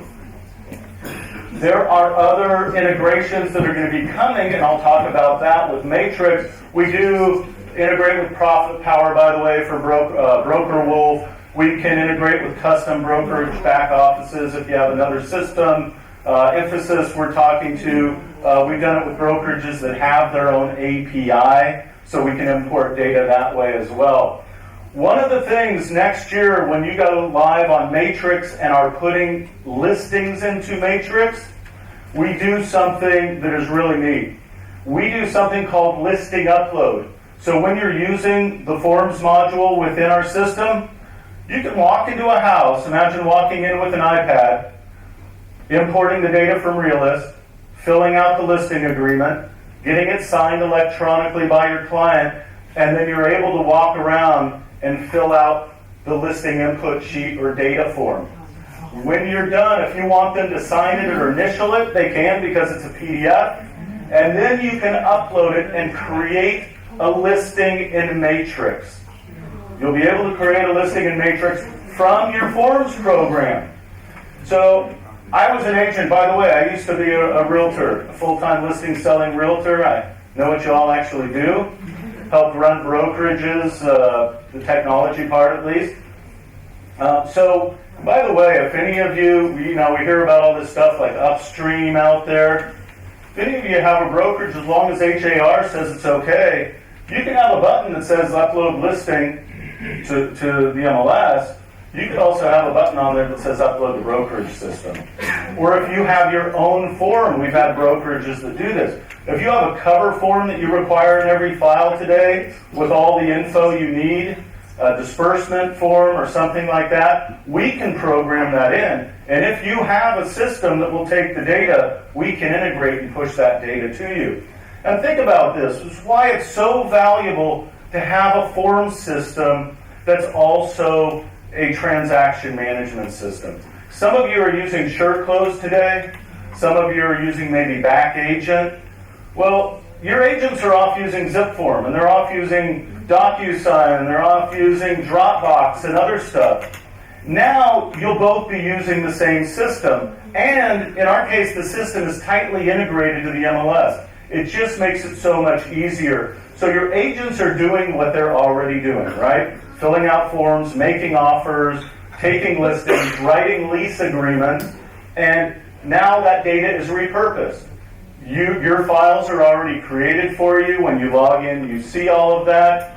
One of the other things we'll be doing in Matrix that I just wanted to share, when you're doing added in Matrix, we're integrating the documents and fully. So if I'm an agent, think about it today, and I'm using ZipForm. I go out, fill out the forms, type it in by hand, send them out. Maybe they get signed in DocuSign or Digital Ink or on paper. Now I have them as a PDF. What do? I download them to my hard drive, and then I go log into Tempo or Fusion. Then I go to my Add Edit module, and then I go say I want to attach a document, and then I'm going to upload it. Okay? It's a lot of steps. In our system, when I get a document uploaded in there, or let's say I get it electronically signed, it comes right back into the file, I can just mark that document and say display it on my listing. Okay, so there's none of this downloading and uploading. Again, that's something that will come with Matrix next year when you have it at edit. So think about as you're deciding, do you stay on your system, do you go to dotloop, do you go to our system, what do you do? Think about these integrations. There's some of this that I'm showing you, the upload we don't have today, but when you're on Matrix, at edit, you will have it, and it makes a big difference. They're doing upload already in Dallas. We see a lot of people using that function. Austin's going to have it starting in January. We probably have almost 200,000 realtors around the country that are on Matrix that are using this functionality. You go up to Seattle or Orlando, these big MLSs just like you guys, have 20 or 40,000 members. They love this stuff. And they all have those ones have our system as a member benefit. Good news, I know some of us in Texas are a little Texas proud. All of your documents are stored in Texas. Our primary data center is in Austin, Texas. World-class data center. Notice the Texas flag is in front. They're the same height, though. It's all right. And we replicate it 24 hours a day to a second data center. We do store all of your documents and data for the legal retention period for at least 7 years. Truth is, we probably keep it longer. We just keep adding more and more and more storage as those million and some odd consumers come in every month to sign documents. Just to make sure you're clear, it is your data. We don't repurpose your data. We don't do anything but transaction management. That's all we do as a business. We don't relicense it. We don't repurpose it. It's your data. The only way it ever really leaves the system is if you want to push your own data to your back office system, Broker Wolf or Profit Power or whatever it is you use. We can create a complete paperless paper trail, an audit trail, every login, every log out, every document. When you review a file and say, Joe, you missed an initial on page 6, I need a new version of the document, that email goes to the agent. We record that. We know who reviewed it, when they reviewed it. All of that stuff is stored in the system. Phones are getting bigger, aren't they? I know, it's a goofy slide, but it works on virtually any device. Today we have a responsive system. We do have an app coming out. The reason we hadn't done an app before is we want you to do everything on your phone or tablet that you can do in our system on your computer. So if I walk into a house with my iPad and open it up, I can do everything on that iPad that I can do on my computer. Okay? So let's jump into the system and see what it looks like. So we are dashboard based. So when you log in, you do see all of your transaction files here, but we give you other information as well. So maybe I was filling out an offer and I got interrupted and I logged out and did something else. Well, when I come back, we don't want you to have to log into the transaction and go to the forms section and open it up. Maybe that's only 3 or 4 clicks. What we do, though, is we show you the forms that you were last editing. So the last one you were editing is at the top. 1 click, you're in there editing it again. The dashboards are customizable. So we have a default dashboard, but both for the agent dashboard and the brokerage dashboard, you'll be able to customize that. If you have a multi-office company, you can customize it for the company. And then if you want to allow it, each office can customize the agent and broker dashboard for their own office. And then an individual agent can customize the dashboard. So all of these rectangles and squares are widgets that you can move around, and there's a whole menu of additional widgets. So as an agent, I want to see the last transactions, signings that were just completed or in process, documents that are come in, they're all right there on my dashboard, on my desktop. But as a broker, maybe I want to see the documents that are waiting for my review. Files closing in the next 7 days, files that were created in the last 7 days, and there are different widgets you can use. I may want to log in as somebody else quickly with 1 click, so I'm able to do that in the system. So how about we start a transaction file? I'm going to just go through from start to finish, show what it looks like for an agent to write an offer, to get documents signed on paper or electronically, and then show what it looks like for you as a brokerage to be notified and review it. We're just going to do this in a very chronologically correct, clean way. So I'm going to start by creating a transaction. I just click on that button, and I'm going to pop up this dialog. It's going to ask us to give it a name. I'm going to choose a template if I want. I can import from the MLS data or from Realist. And then I'm going to mark myself as the selling agent. If you are a brokerage that covers multiple MLSs, we can talk about how we can configure it for you. So if you have agents by any chance that serve 2 markets, it's not that common in Texas because our big cities are a few hours apart, but we could configure it so you could choose your MLS if you have multiple memberships. And we do that, like we've been talking to El Paso, we can even do that across state lines for association forms. So I'm going to put in the property detail has already been imported. I can put in more detail if I want. Notice I'm in a wizard here, so I'm in step 1. I'm just going to hit the next button to go to the next step. We want to make it as easy as possible for all of you to use, for agents to use. Now I'm going to put in the dates. Remember, I'm filling out the forms. I'm putting in a closing date. I'm putting in a offer date. Maybe later I'm going to put in the acceptance date. Once it gets signed, we know when that happened, right?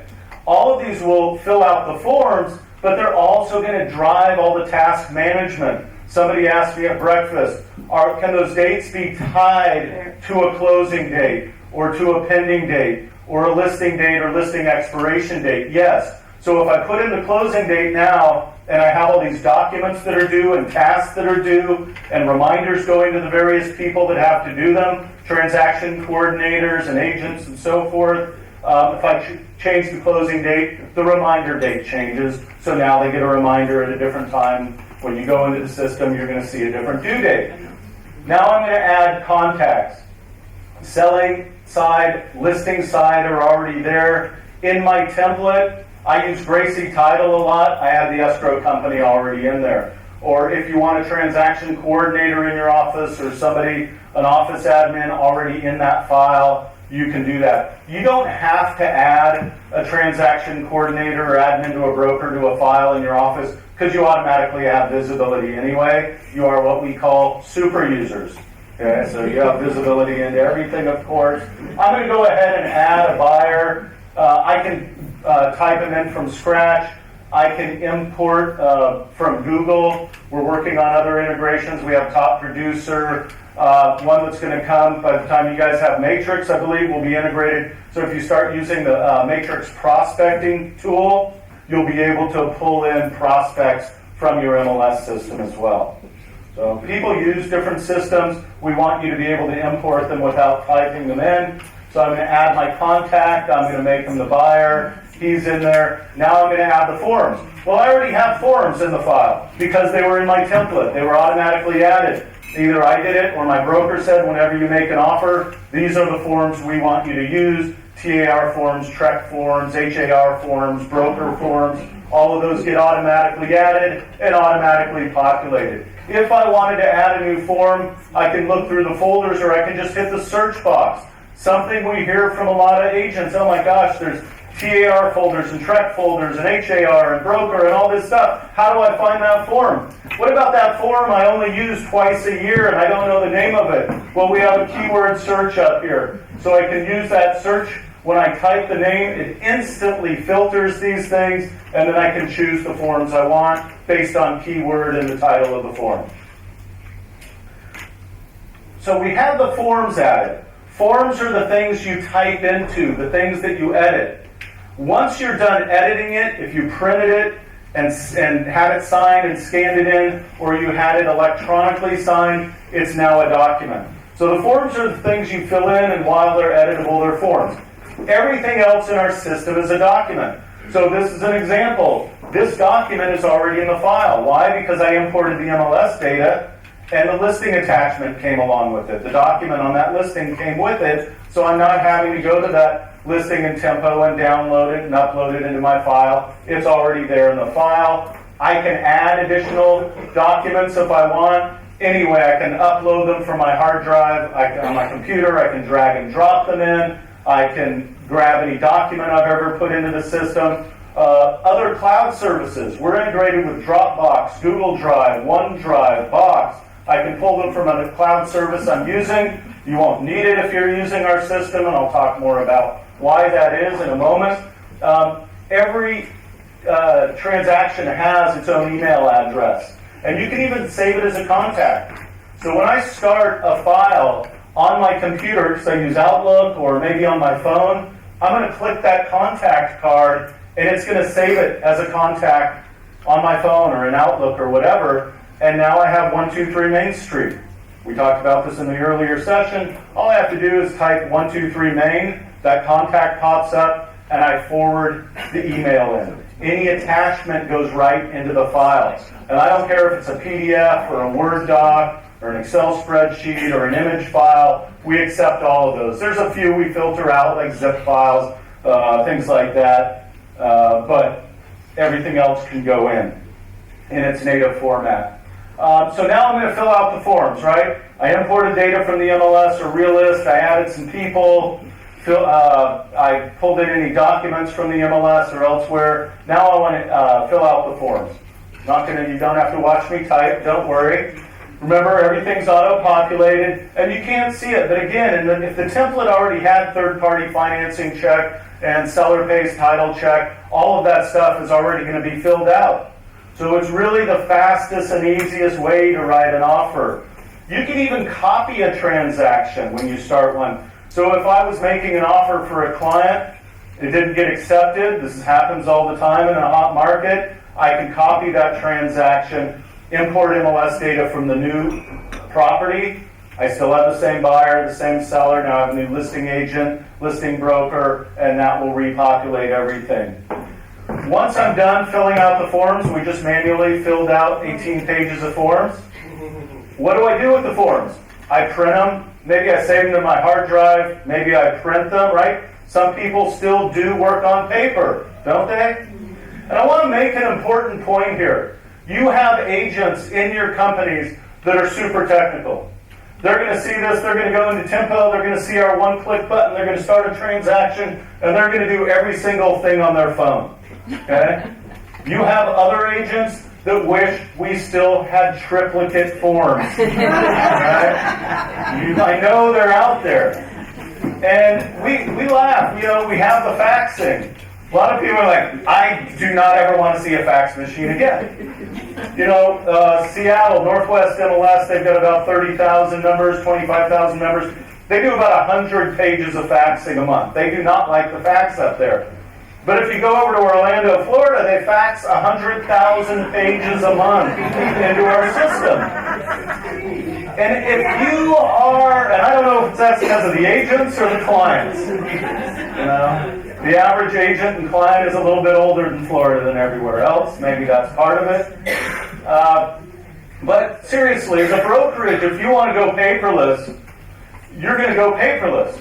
But not every one of your agents is going to go paperless. Some of your companies they will, but in most places they won't. You'll have one straggler or 10 stragglers. We had a company that went paperless. We've been doing this for a long time. We had a brokerage of about 750 agents. They went paperless 7 years ago. And I'll tell you what they did. They got our system. We rolled it out. Everybody got trained. When they started it, they said, we're going to roll this out, and we're going to train you all over the next 60 days. We're going to implement it. And on April 1st, we have a new rule in the company. The rule is no more handing paper to staff. Period. We want you to use the system, but we know we can't make you. So what they did for the small percentage of agents, still back then, it was probably bigger than it would be today, they told them just walk up to your admin, we're going to create a file for you. Takes 30 seconds. And then there's that fax cover sheet that we have that's unique to the file. They just give 20 copies to the agent and say, don't hand me paper, fax me paper. Okay? Because when they fax it in, it gets turned into a PDF. It gets put in the file. That agent actually gets a copy of the email with the PDF attached. I guess that person never checks their email. But the point is, we want you to go paperless easily, and we don't want your staff to do a whole lot of work. You should not be in the business of scanning documents for your agents.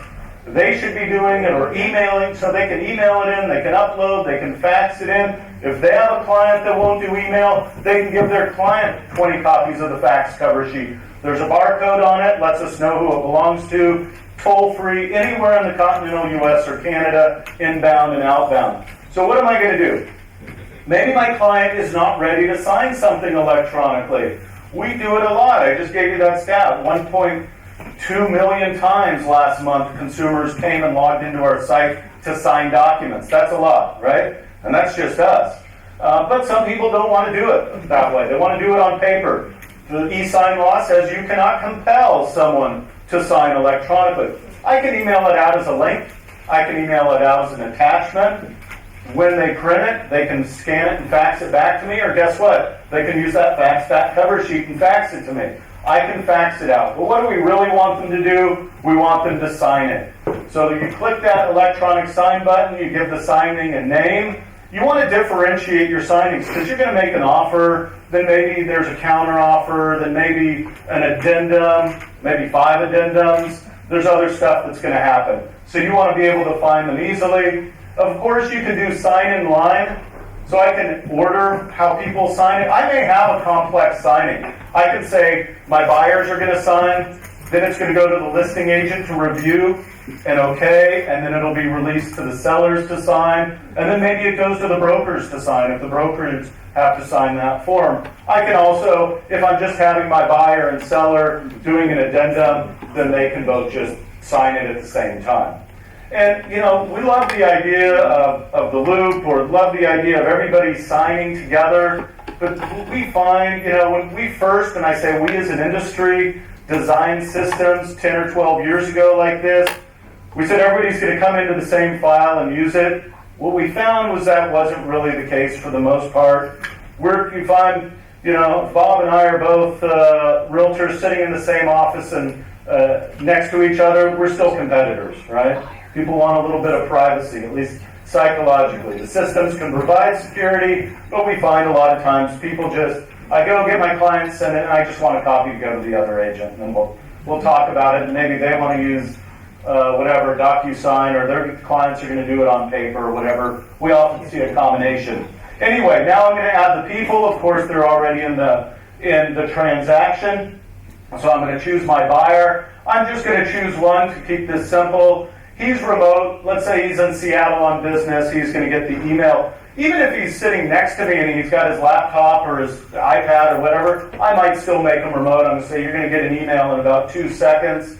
Open it up and you can sign. If he's next to me and he doesn't have a signing device, I'll make him in person and I can just hand him my phone or my tablet or slide the laptop across the table.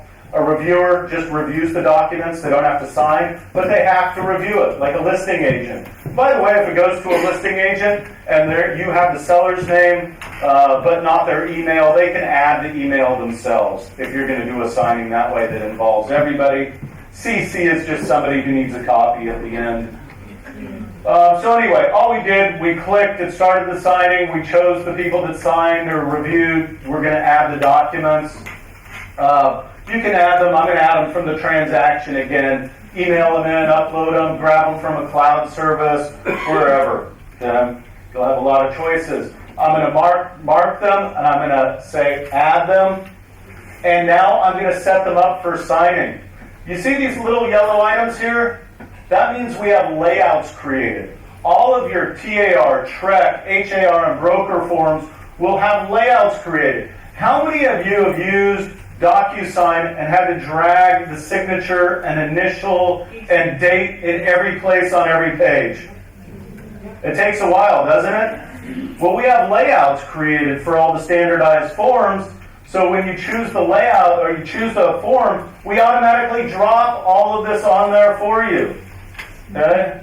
Again, let me take you back to the beginning. I imported tax or MLS data. I have my templates. Now I have these layouts. There's just no no faster way to make an offer, write a listing. If I do need to drag and drop elements on, I can. You've all done that in other systems probably. You just drag and drop.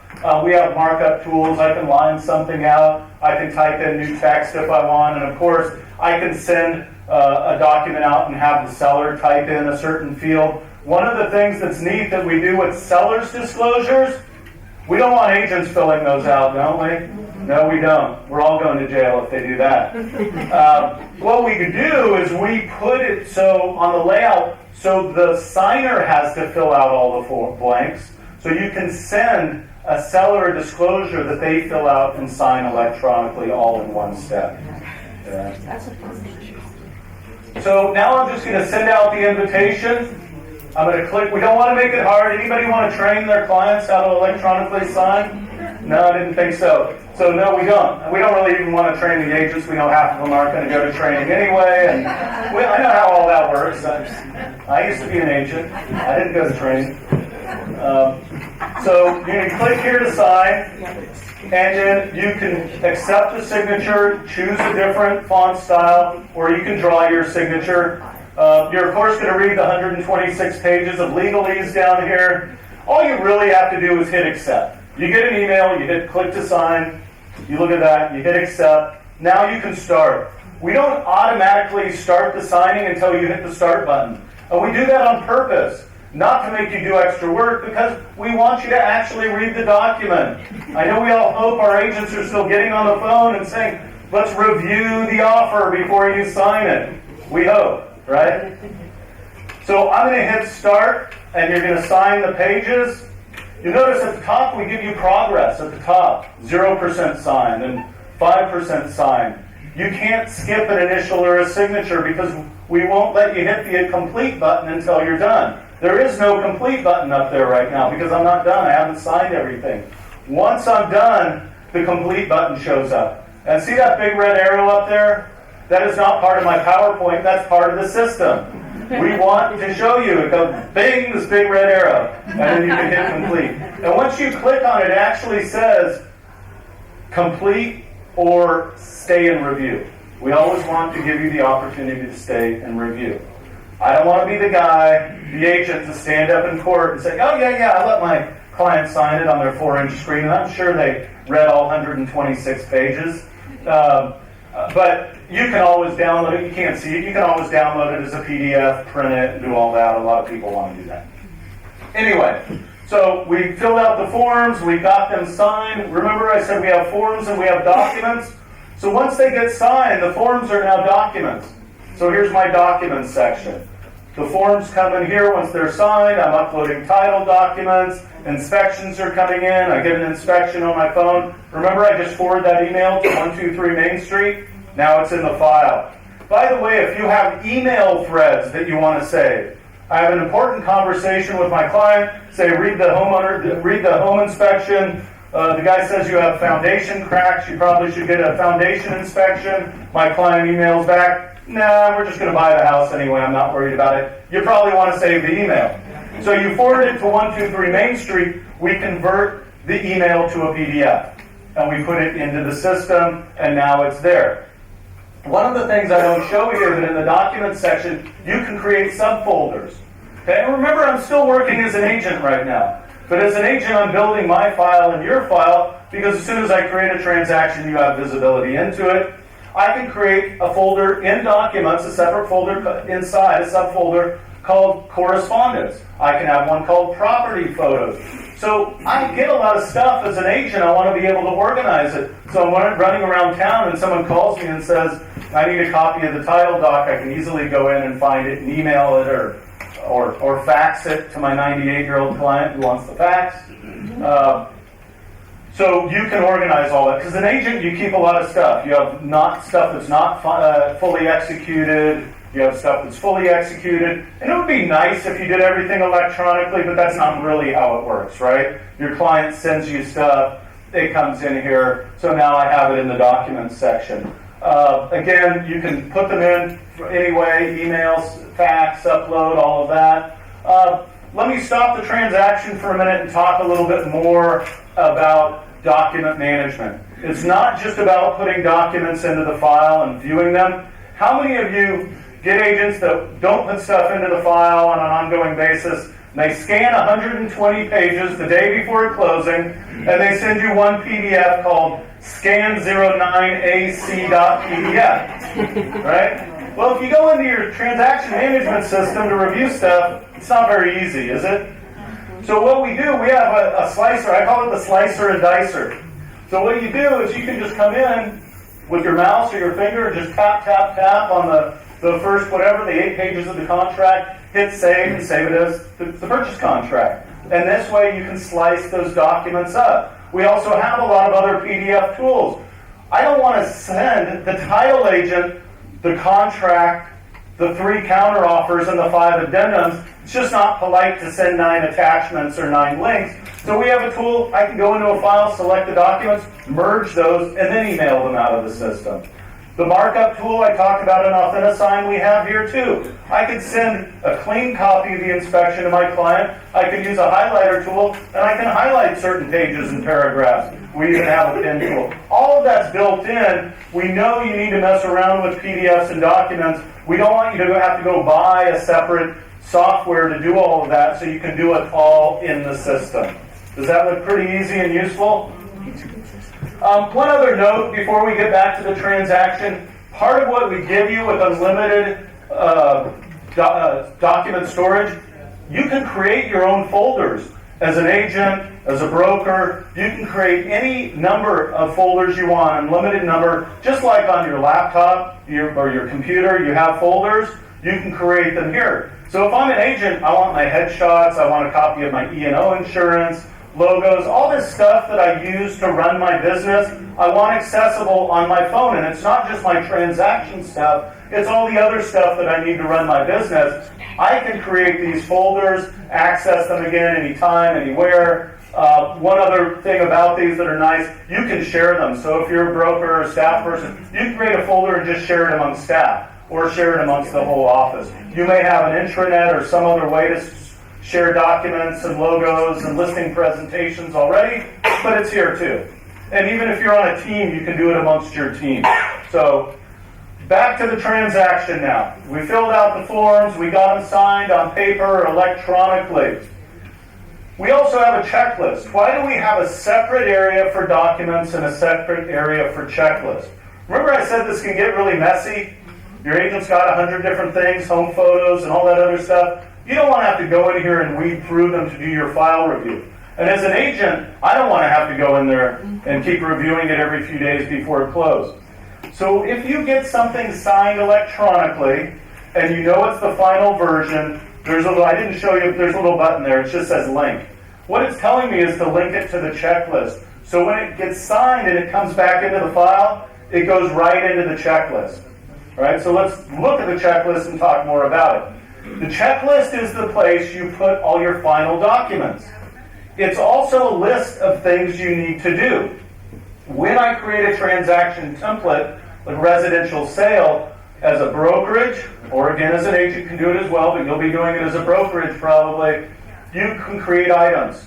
Over here, they're probably too small to see, but there's icons. We know this is a document. We know there's that M, we know it's mandatory. You got to have a purchase contract in a sale file, right? It has a due date of 1 day after the acceptance date. I didn't type that date in, but if I had, it would have looked like this. Here's a lead-based paint disclosure that's due, and it's due on the 25th, which is 7 days before closing. If the closing date changes, the document due date changes. When I set up my template, I can assign these to anybody that's in the file, a buyer, a seller. In your template, you assign it to roles. So I may have an automated email that goes to my buyer that says, please remember to get your homeowner's insurance in place. Please make sure you turned in your final mortgage documents. Please remember to attend closing on the 5th. So all of those things you can do in a template because you do all of the same things every time, don't you? When you take a listing or a sale, and you can have multiple templates. So maybe as an agent, I create a template and I have one, but then the office also has one that they add, and that is assigning things to office staff, just as an example. So it's very flexible. The other cool thing about it is we have a client dashboard that I haven't talked about.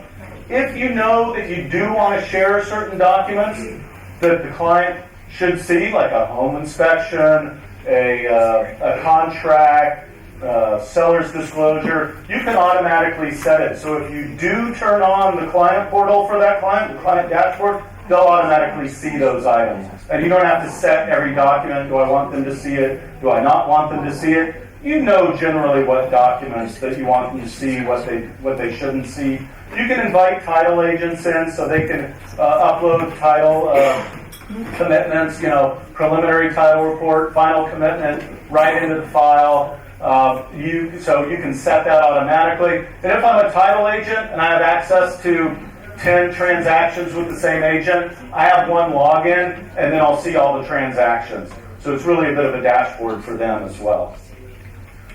So remember we filled out the forms. Now I'm putting them in the checklist. As they go into the checklist, the staff is automatically notified if you want. And I say if you want. I talked to some folks for Keller Williams. I used to work there a long time ago. I ran IT for the franchise, worked for Gary Keller. But if you have a market center of 300 people, you may not want another 500 emails every day telling you that you have a document waiting for your review, right? So if you're in a big, busy office, you don't have to turn on the email notification. If you do have the email notification on, when somebody marks a document ready for review, or rather when it's put in the checklist, you'll get an email. You can take your phone, click on the link, review the document, and accept it or decline it. If you don't want those emails, every time you log in, if you have the review report right on your dashboard, you're going to see a list of the documents waiting for your review. You just click on the name of the document, it opens it up. Again, these are probably small in the back. I can give it the thumbs up or the thumbs down. Either way, I can make a note.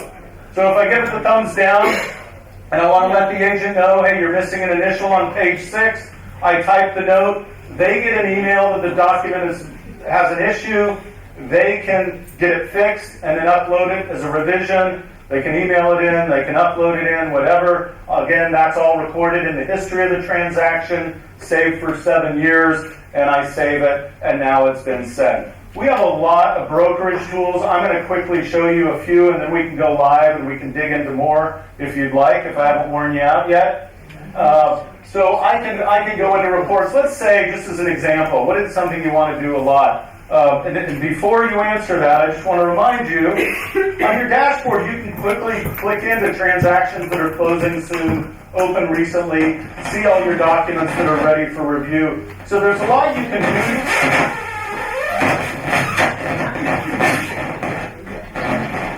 I'm still doing that.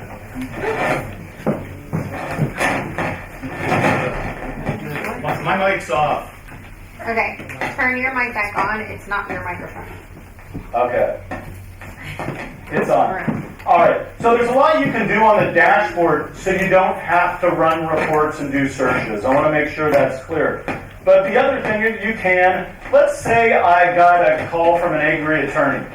We got a problem, your seller did this and misled my buyer, and it's 4 years later. All you have to do, come in here, click reports, choose transactions. Let's say I don't even know what agent it was, I just know the street name.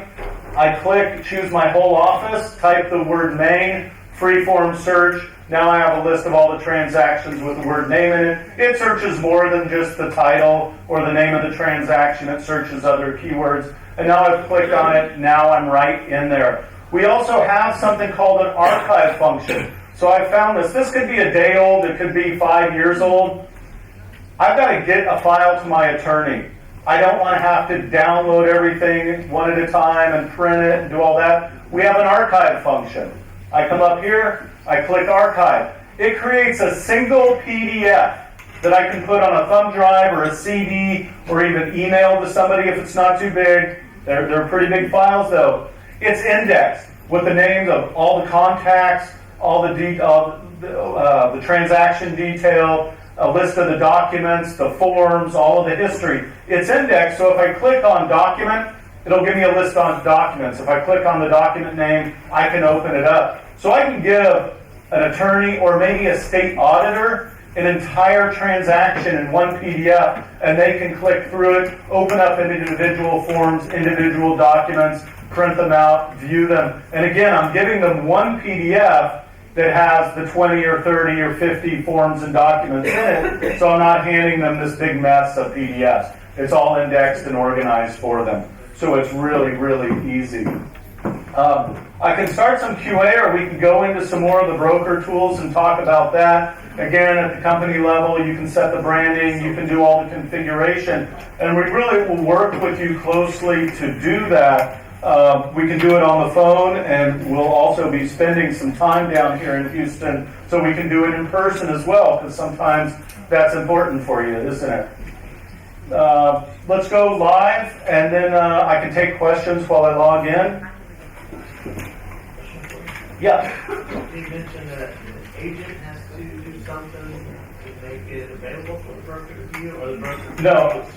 So the question was, does the agent have to do anything to make it available to view, or does the broker see it automatically? Yes, as a brokerage staff person, a broker owner, admin, TC, as long as you have the rights, you can see everything as soon as it's created in the system. You can be notified if you want, anytime something's created. You probably don't want to, and I want to, for those of you that are using SureClose and Back Agent, it's a little bit of a shift, right? Sorry, turning it off and on, see if that works. Okay. So, we can turn it off and I can stand in the middle of the room and yell if that's okay. Okay. All right. So, you're using a system that's just a transaction management system, and your agents are doing it separately. So in SureClose today, every time a new MLS listing is created, it creates a transaction.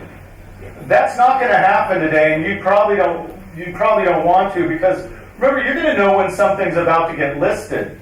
If I'm an agent and I'm going to a listing appointment, I'm going to write a listing agreement and I'm going to see it. But what happens do I want to get notified every time a transaction's created? Probably not, because what if I go to the listing appointment and I get there and they go, well, actually my brother's an agent and I'm just going to sign with him, so we don't need to do this, right? So then there's a transaction in there that you may not care about as a broker. You may care about it, and there is a switch in the system. You can say, I'm not going to let any agent delete any transaction. By the way, if they ever do delete one, I always hear, well, what if my agent's mad and leaves and deletes everything? It's not really deleted. We can always bring it back for you. Okay? A question was answered about changing offices. What if an agent leaves your company? We do something we call transaction transfer. We transfer that agent's files from their account to your account. Whoever the primary broker is in that office, we do that automatically. It disappears from the agent's account. However, the agent gets an email and says, we see you've left your office and gone, to whatever ABC Realty down the street. We send the agent that archive file for every transaction so that they have a copy. They have all of the work they did until the day they last logged into the system with the old company, and it's all sent to them automatically. And then that broker that they left can keep and manage the transactions, assign it to somebody in the office, or, of course, we know how this works, you're going to say, well, I let them take those two listings with them, and then you can contact us and we'll just move those back to that person's control. So, Joe, rather than going live right now to keep everybody on schedule, let's take another 10 minutes with questions with Joe, and then after that, we'll have Tyler and Dave come back up again. With all three of them, we can ask additional questions. So let's take about 10 minutes for questions specifically for you. All right. Yes, sir. So does the system have any integration with production of CDAs, commission disclosure agreements, in preparation to send to title at the end of the transaction? We don't have that specific. If you have forms that are CDA forms, we can program that for you. It'll populate automatically with all the data from the transaction. You can complete it and then send it to them as a PDF. We've wanted to integrate with title companies. We'd love to be able to send it to them automatically. Not automatically, but electronically when you request. But you can, if you have a CDA form, as long as you can license us. We don't want to put anything in our system we don't have a license to. But as long as you can give us permission, then we'll program that for you. And the second question is the same one that I asked the other gentleman. Is there any way to migrate data from the system? There is not a way to automatically do it. For the reasons they mentioned, I'd love to be able to automatically migrate data out of dotloop, but they're probably not going to want us to do that, and vice versa. SureClose, if you're on SureClose, they're going to keep the data for 7 years. They didn't want to get into putting the effort in. I probably wouldn't either. And then there's no standards in real estate. We do it like CoreLogic has a transaction management system. They're moving all their customers off at Nationwide onto our system. We are doing that with them. We've done it with others. If your provider will give us what they call legally a machine-readable file with the names of the transactions, the owners, the documents, we can do it. The question is, will they make it available? There's a question way in the back. I'm going to ask if somebody, because it's only one of me, if someone can help me keep track of the questioners, that would be great. Yes, ma'am. My question is, does your system integrate with Outlook, meaning all of those deadlines from the contracts and contacts and things? It does not today. It's on our roadmap to do that with Microsoft, with Google, and Apple, but we're not quite there yet. It's something we want to do because that's why we have the email reminders too, because you don't pull up Transaction Desk every day, right? You're using your Outlook, you're using your Apple Calendar or whatever. So, yes, ma'am. Thinking that there's agents that have the same first name, last name, and sometimes even the same middle initial. You talk about systems going to create your account on the fly. Can you tell us more about how it's created? Is it public ID driven, license driven? How are you creating those accounts? So we use the HAR data. We have the HAR member data, and we use that data that they send us, their name, email address. You have a unique identifier, two of them. One with HAR, you have your MLS ID that we use, and then we also create one in our system for you. So even if you have the same first name, I guess it would be Pat Smith and Pat Smith. If you have first, middle, and last name are all the same, you're differentiated by those IDs. Yes, public ID, and then in our system by our unique ID. Joe, we have a question on the right. Yes, ma'am. If the agent is filling out a data input sheet, and they're just going to be able to generate an incomplete MLS, is that when Matrix goes in? That's when you'll have Matrix added. That will be there at that time. Yeah, we can't do it with Fusion. They haven't enabled that at the core logic side. And just a note on that. I don't know that you have much of this in Houston, but if you do broker load, if your company puts MLS data in, think about the big time saving. If you're an agent, I can go in, or even if I have an assistant, I can fill out the input sheet all the way or partially, save it in the file, and then an office staff person can come in, complete it, and see and click that button. Up in Tulsa, they don't let agents put data into the MLS themselves. Today, everybody in Tulsa, the admins are having to type in every MLS listing from scratch by reading the agent's sheet. Can you believe it? So they just implemented our system. Now the agents fill it out in our system, and the admin's able to hit the upload button, and we hide the upload button from the agent if they don't have the right. So. I saw a video on the right in the dashboard that said call log. So a transaction has a history. Everything you do is automatically logged. You can email in emails, and then there's also a call log, so you can log calls. It's not used as much because I'm not sitting there in front of transaction every day while I'm talking transaction desk while I'm talking to my customers. But I may want to log something. Some people still, we like to pretend we're all electronic, but again, we're all not. Maybe I'm taking notes while I'm on the phone. I can just scan that and email it into the file. I can fax it into the file. Typically, though, you have to have this does it actually take you in person or? No, that's just me logging a call. I had an important call at 5 p.m. today with my buyer and advised them of this. So.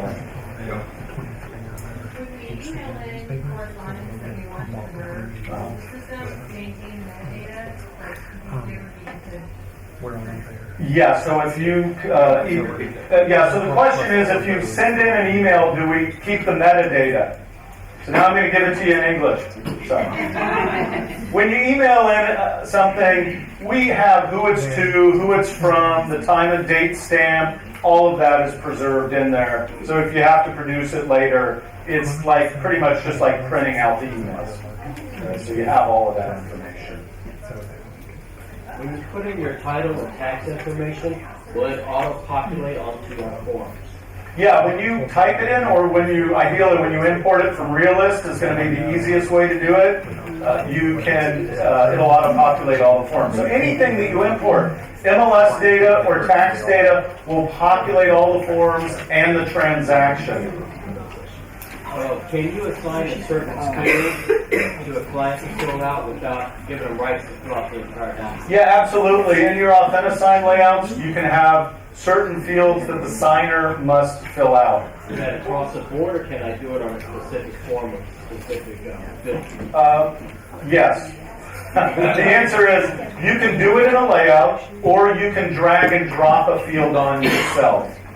So if it's a bank form and you don't want to fill out their driver's license number, they can type it in themselves. Or if it's a form that's normally used, regularly used, you can do that globally for, let's say, your brokerage form. So they're all, every time somebody gets it to sign and they're a seller, they have to fill out that blank. Go one more. One question here, and then one more, and then we'll bring up Tyler and Dave. Setting up a tenant, we have a flexibility of property built before 1978.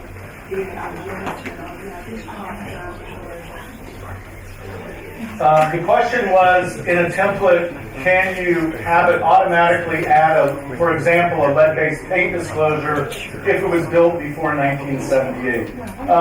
We can't do that today. We typically say put a lead-based paint disclosure, in every template, in every offer, and then they don't make it mandatory, and they can remove it if it's not needed. And same within the checklist, you can remove it.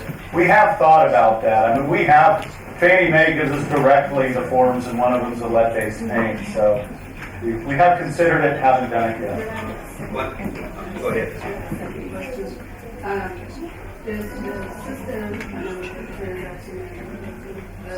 we have to make general announcements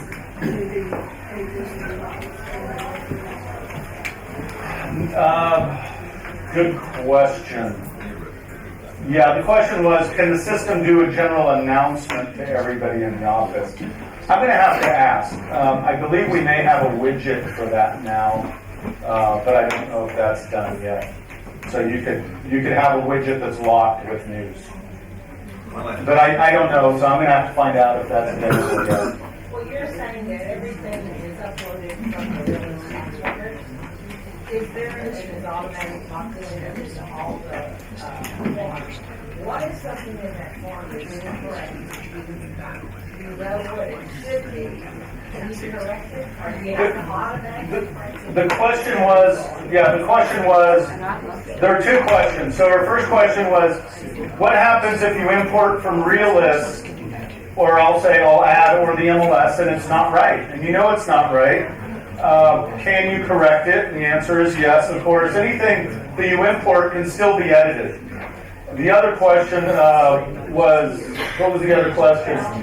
Oh, will it change everywhere? Yes. If I change something, a tax ID in a transaction, it'll change in all the forms. If I change it in the form, it changes in the other forms in the transaction. If I have John Buyer and I realize he should be Jonathan Buyer, whether I change it in a form or the transaction, it changes everywhere.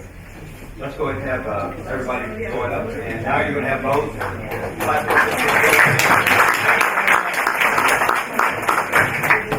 We have both programs up here, so continue the questions, and we want to make sure you leave with as much information as you need in order to make a good decision.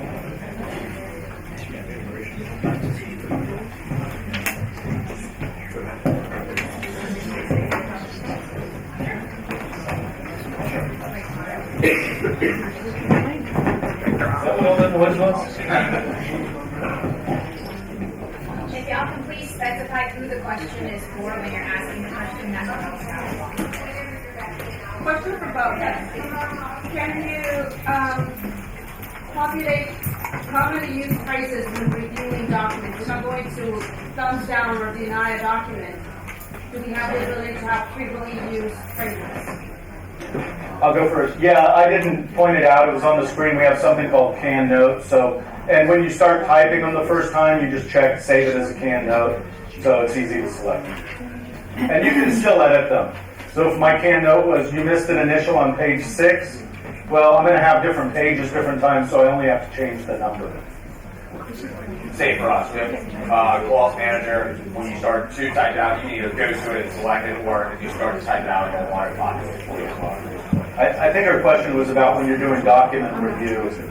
I think your question was when you're doing document review and you're sending a note to the agent. Was that your question? Yeah. Oh, specifically with the note to the agent, those are all custom on our end, right? Yes. Okay.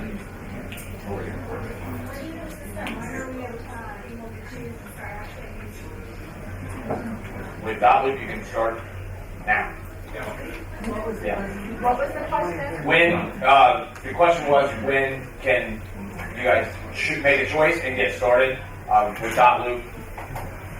Now, yes, Yeah, same with us, and we do have the MLS import and the realist integrations all done, ready to go.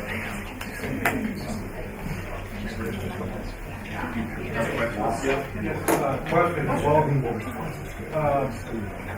we're using LoopNet as our platform or our website. We don't have single sign-on. Once they log in, they go to the back end to your platform. That's question number 1. And 2, I think I mentioned you're in maybe 3 or 4 major cities in Texas. We're planning to deploy statewide next year. Any plans on going with other associations throughout Texas? You guys go first, I'll go second. Take that. Absolutely. So single sign-on is part of what we do, as well as our open API. And then, like John said earlier, with other associations across Texas, it's a gradual process. The first was PAR, and then now it's just slowly one after the other, just getting all the forms, all the rent speeds on board. So stay tuned on that. So what cities are you, how many cities are you in Texas now? We are TAR, TREC, and then HAR. No, associations. Let me answer that. The system will work because those forms libraries are there throughout the state. Now, there might be some local associations that have their own local forms to some. Correct. There's not too many. If they are, you either have the ability to provide them to us to include in the system, or we will be working on licensing those forms so they're available.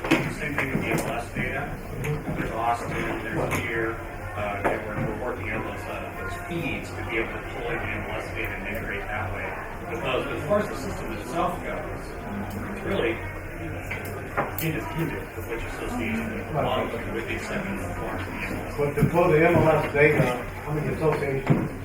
Right now, for us, it's HAR and Austin. I think there's a couple other smaller ones there. Right.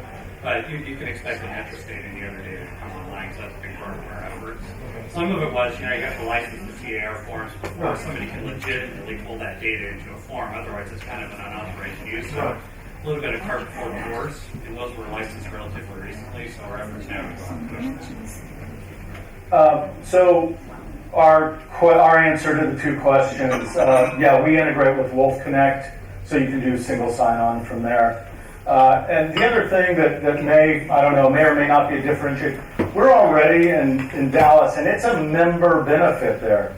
So if you go to the Dallas market, you're not going to have to pay for your offices up there. We are, starting in January, going to be rolling out in ABOR. We're a member benefit in ABOR. So all 32,000 people in Dallas, all 13,000 in Austin, are going to have our system as a member benefit. So if you open up an office there, not only will you get it and you'll have all the integrations I showed you, the upload, the document integration. That's already live in Netris. It will be in Austin in January. And they told us if you have an office in Austin, we can start beta testing you, so bring you on a beta status.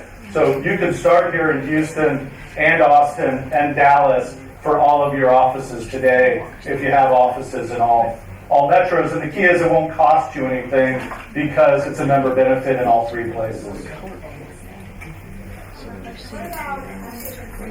West Coast that What's the question? You want me to start with that one? Oh, sure, go ahead.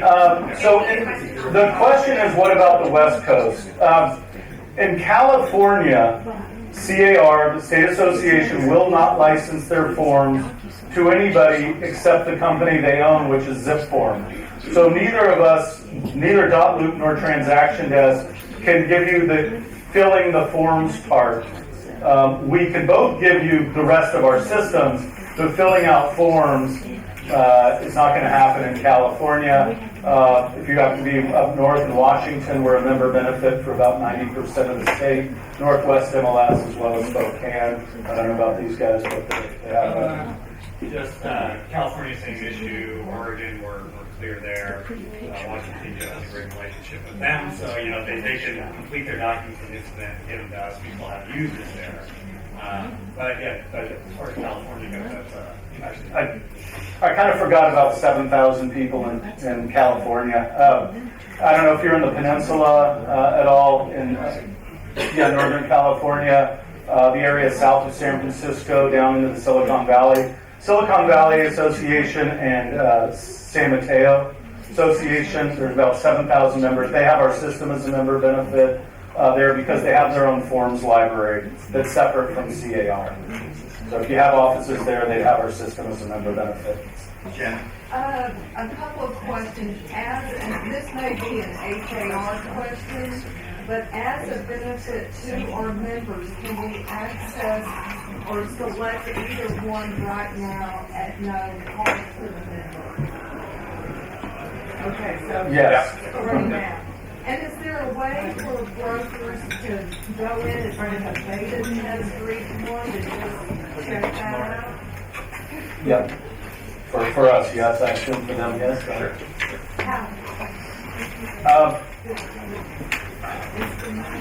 Let me give you the easy way and the preferred way. Yeah, I can give you a URL, and you can go there and click a forgot password link, get your stuff sent to you, and you can log in and start trying out the system. I don't know that that's the best way to do it. If you're saying, hey, I think I might want to use transaction desk, but I want to learn more, we do a webinar with you or come to your office, go through it with you, talk about it more, set your accounts up, and go from there. And it's probably better not, I'd say with easier system, not just to log in and start throwing spaghetti at the wall. Probably either of us would want to give you a bit of an intro. I'll let you answer for yourselves. But And I would say the best thing to do, correct me if I'm wrong, is we have the HAR@dotloop.com message. If you send something to us, we'll connect somebody with you. Maybe it's a demo environment that has the HAR forms and the track forms there. Maybe it's like an initial model into the system.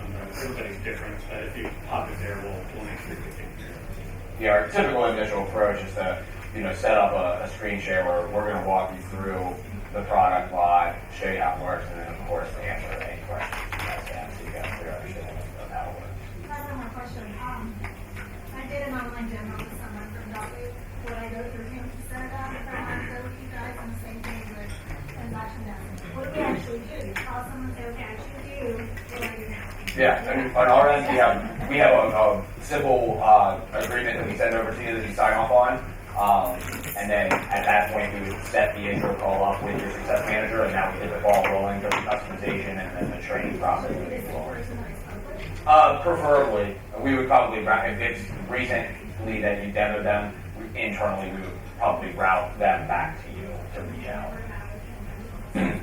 we'll get you a primary contact. We can get one for everybody. But what we would do is you contact us, say, hey, we want to get going. We would schedule we call a kickoff call with you. And then you'd have somebody you work with, again, all the way through. Now, they're not going to do everything because you're going to have a project manager, essentially. And then, maybe a different person that does the training for your agents. But you have one person to take you through the whole process. I'll give you my card. You have a question over this back. You have a question? Oh, that was the same. Okay, question, okay. I don't think I've caught as much with that transactions. That's what I'm interested in. On dotloop, was there a way to do the checklist that would remind them of dates that they had to do things? I don't remember that being discussed. Yes, absolutely. It could be a checklist. It could be step-by-step instructions, assigned to different roles. General, like if you key in an effective date, that all these dates are key for the effective date. So That is happening December 16th. Question back here. Yes, sir. Instanet. If you make a change to a document, does it drop the signatures if they're already there? If you make, there's a feature we have, if you allow change. Generally, when we send, by default, when a document's sent out for signing, changes are not allowed. Because most people tell us they don't want that. Okay? There is a feature, and we can discuss this with HAR and discuss whether you want to turn it on. We call it counteroffer. It's not really a counteroffer, but it would allow, you could say, these people can make changes. If they make a change, we automatically, the system drops an initial on, and everybody has an initial. Some clients want that on, some don't. We get very different opinions. It kind of depends on the market, too. Some markets, people make changes like this and kind of do pre-signing negotiation. In other markets, they say, hey, you cannot make any changes. If you want something different, you better send me a counteroffer for it. So, it depends. You had mentioned templates. The agent can make their own template with forms. They can, yeah. I mean, because if they do that and the form is updated, a new form revision comes out, does it drop it from their template? So the question is, can agent manage templates themselves and create them? Our forms updated automatically.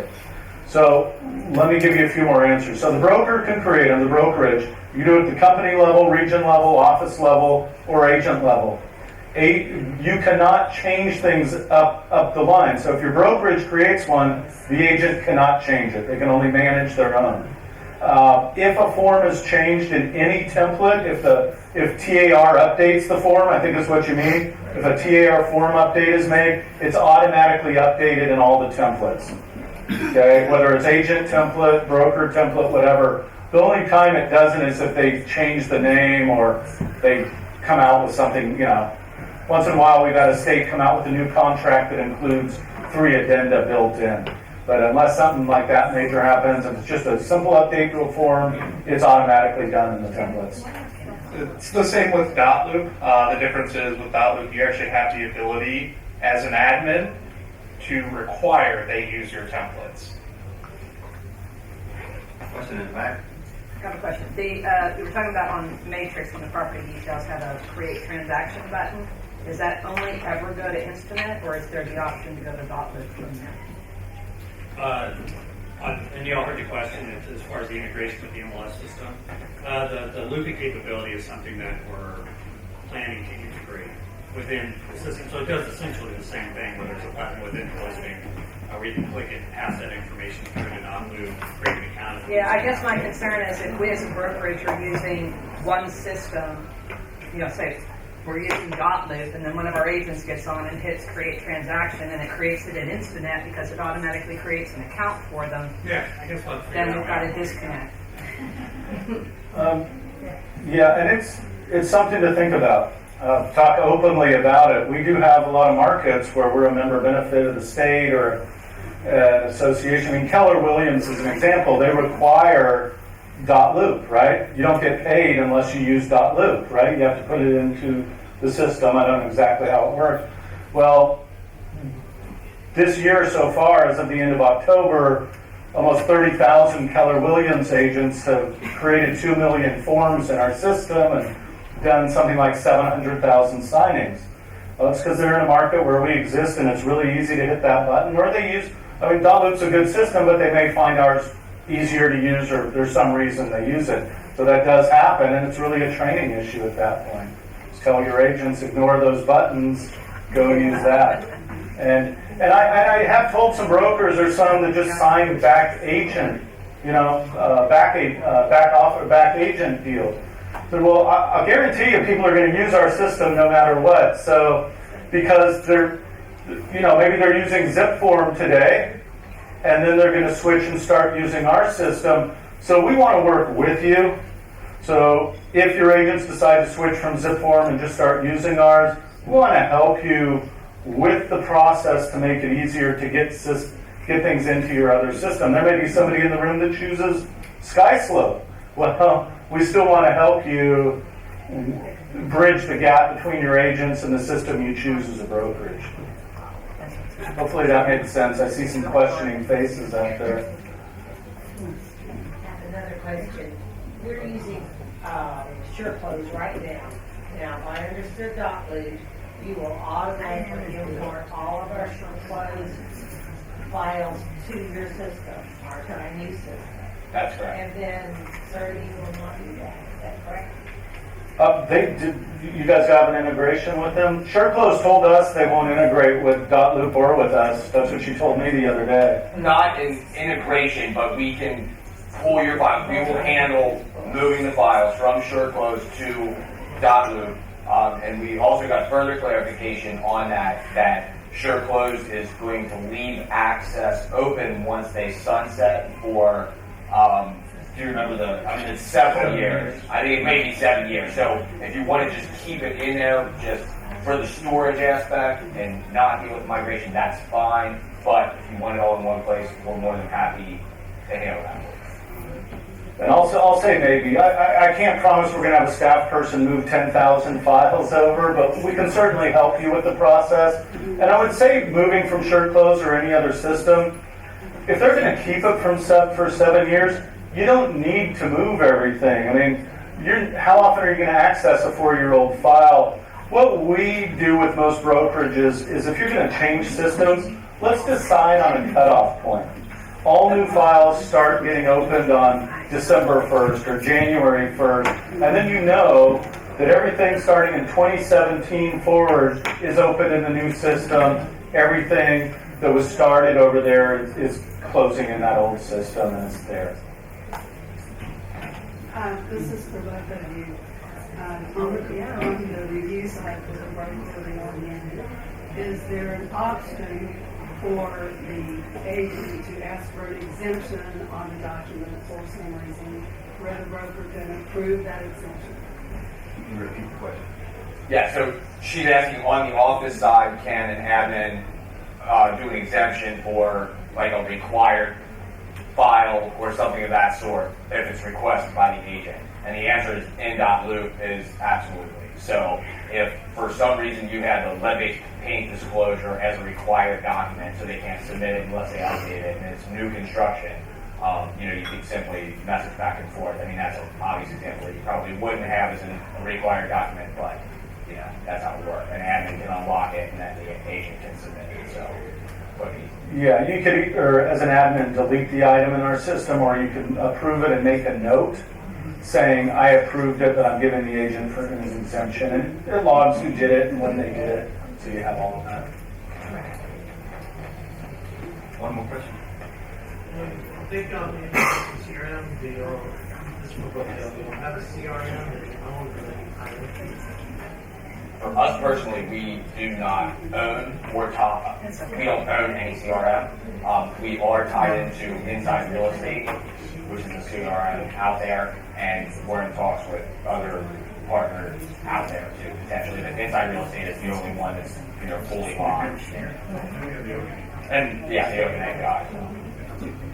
Yeah, pretty much same with us. We're integrated with Top Producer, and we've talked to others. The question is, I'll just make a quick comment on it, is the value. A lot of people want it. You can import, like from Google, you can import contacts, but do I really want to import 500? Probably not into either of our systems. How often does a prospect become a buyer or a seller? Once a month, twice a month, 3 times a month if I'm busy. So it's not like a massive import generally. But just like them, we're looking at additional ones. We have Top Producer. One last question. It sounds like the agents have the ability to potentially have an account for dotloop and an account for Instanet. but the brokers do not. We have to choose at the broker level one or the other. Is that? You could do both. Yeah, I could do both. And that's what I'm you guys gonna have to support the different systems. Right. If say Nostra chooses to go with dotloop, then the agents can still go in and create a transaction using Instanet, but we want to support it. So In the approval process, and you see what I'm saying? I understand your question, and let's say, for example, that scenario happens. How do you want to cover that, like the openness of our system and being able to? Absolutely, and I mean, just like you said, I mean, there's Keller Williams agents that use other things as well. We don't lock you into dotloop that you have to do it this way, because we know real estate is very different, based on the region, based on, the realtor that's doing it. And one of the ways is you'll have an email address that they can upload to, and that will create a loop. It'll name the loop, add their files into it, and submit it into the office, all via email. You're notified that they turned that in, and your review is just the same. You can go in, green approve it, red return it, send messages back with that file. I don't know if other brokers feel the same way.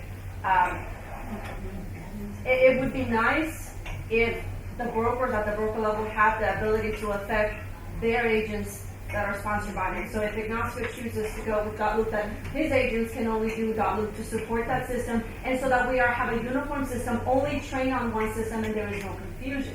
And if the agent switches to, say, Keller Williams, and Keller Williams is going with the other transaction management, that's what they learn. Because it sounds like we're going to have, just a whole lot of agents asking a whole lot of questions and having multiple, just different systems. It just sounds like, Sure. potential for a lot of questions. Absolutely. And I think, what Tyler was attempting to illustrate is like even now with, you guys using zip forms and DocuSign on the agent level, and then they're uploading it or sending it in to the office, and then it's getting uploaded to SureClose. You can use dotloop in that facet, and we have ways to streamline that, like you was talking about with like just creating email. But where we found success is, typically we address it on the brokerage level, on the business level, and so it is your company system by default, and that's why we customize it, that's why we do the training, we start with the admin folks first and roll it out to the agents. And if some of the agents, we have great adoption stats. Our minimum target is 75%, our actual results are north of 80 with brokerages that we have on board, so I mean that's phenomenal when it comes to technology and real estate from an adoption standpoint. But that's not 100%. You're going to have holdouts, you're going to have folks do paper, At the end of the day, you want all your files within the brokerage in one system that you can review and access from anywhere. So whether they turn in a paper file or they scan it into that admin address or email it in, you still have everything in one place, but it's the system that you guys do.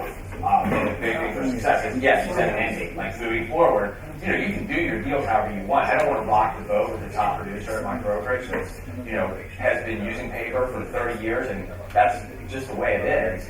And at the end of the day, you're either going to turn it into the admin or you're going to at least submit it to review and just scan it into that email address or whatever. Or a transaction, yes. So has this been helpful for you in order to make a decision? What we wanted to do is to let you know, one, both of them have come in to explain their platform, their program. You as brokers are now going to be able to go back, talk with your agents, talk in your offices, and you'll be able to make that decision as to which one that you want to use, or if you're continuing to use something else. HR realized, because you have indicated to us that transaction management is a key part of the industry today. So the member benefit that we all do as members of HR is that these programs are being offered to you at no additional cost of what you're paying.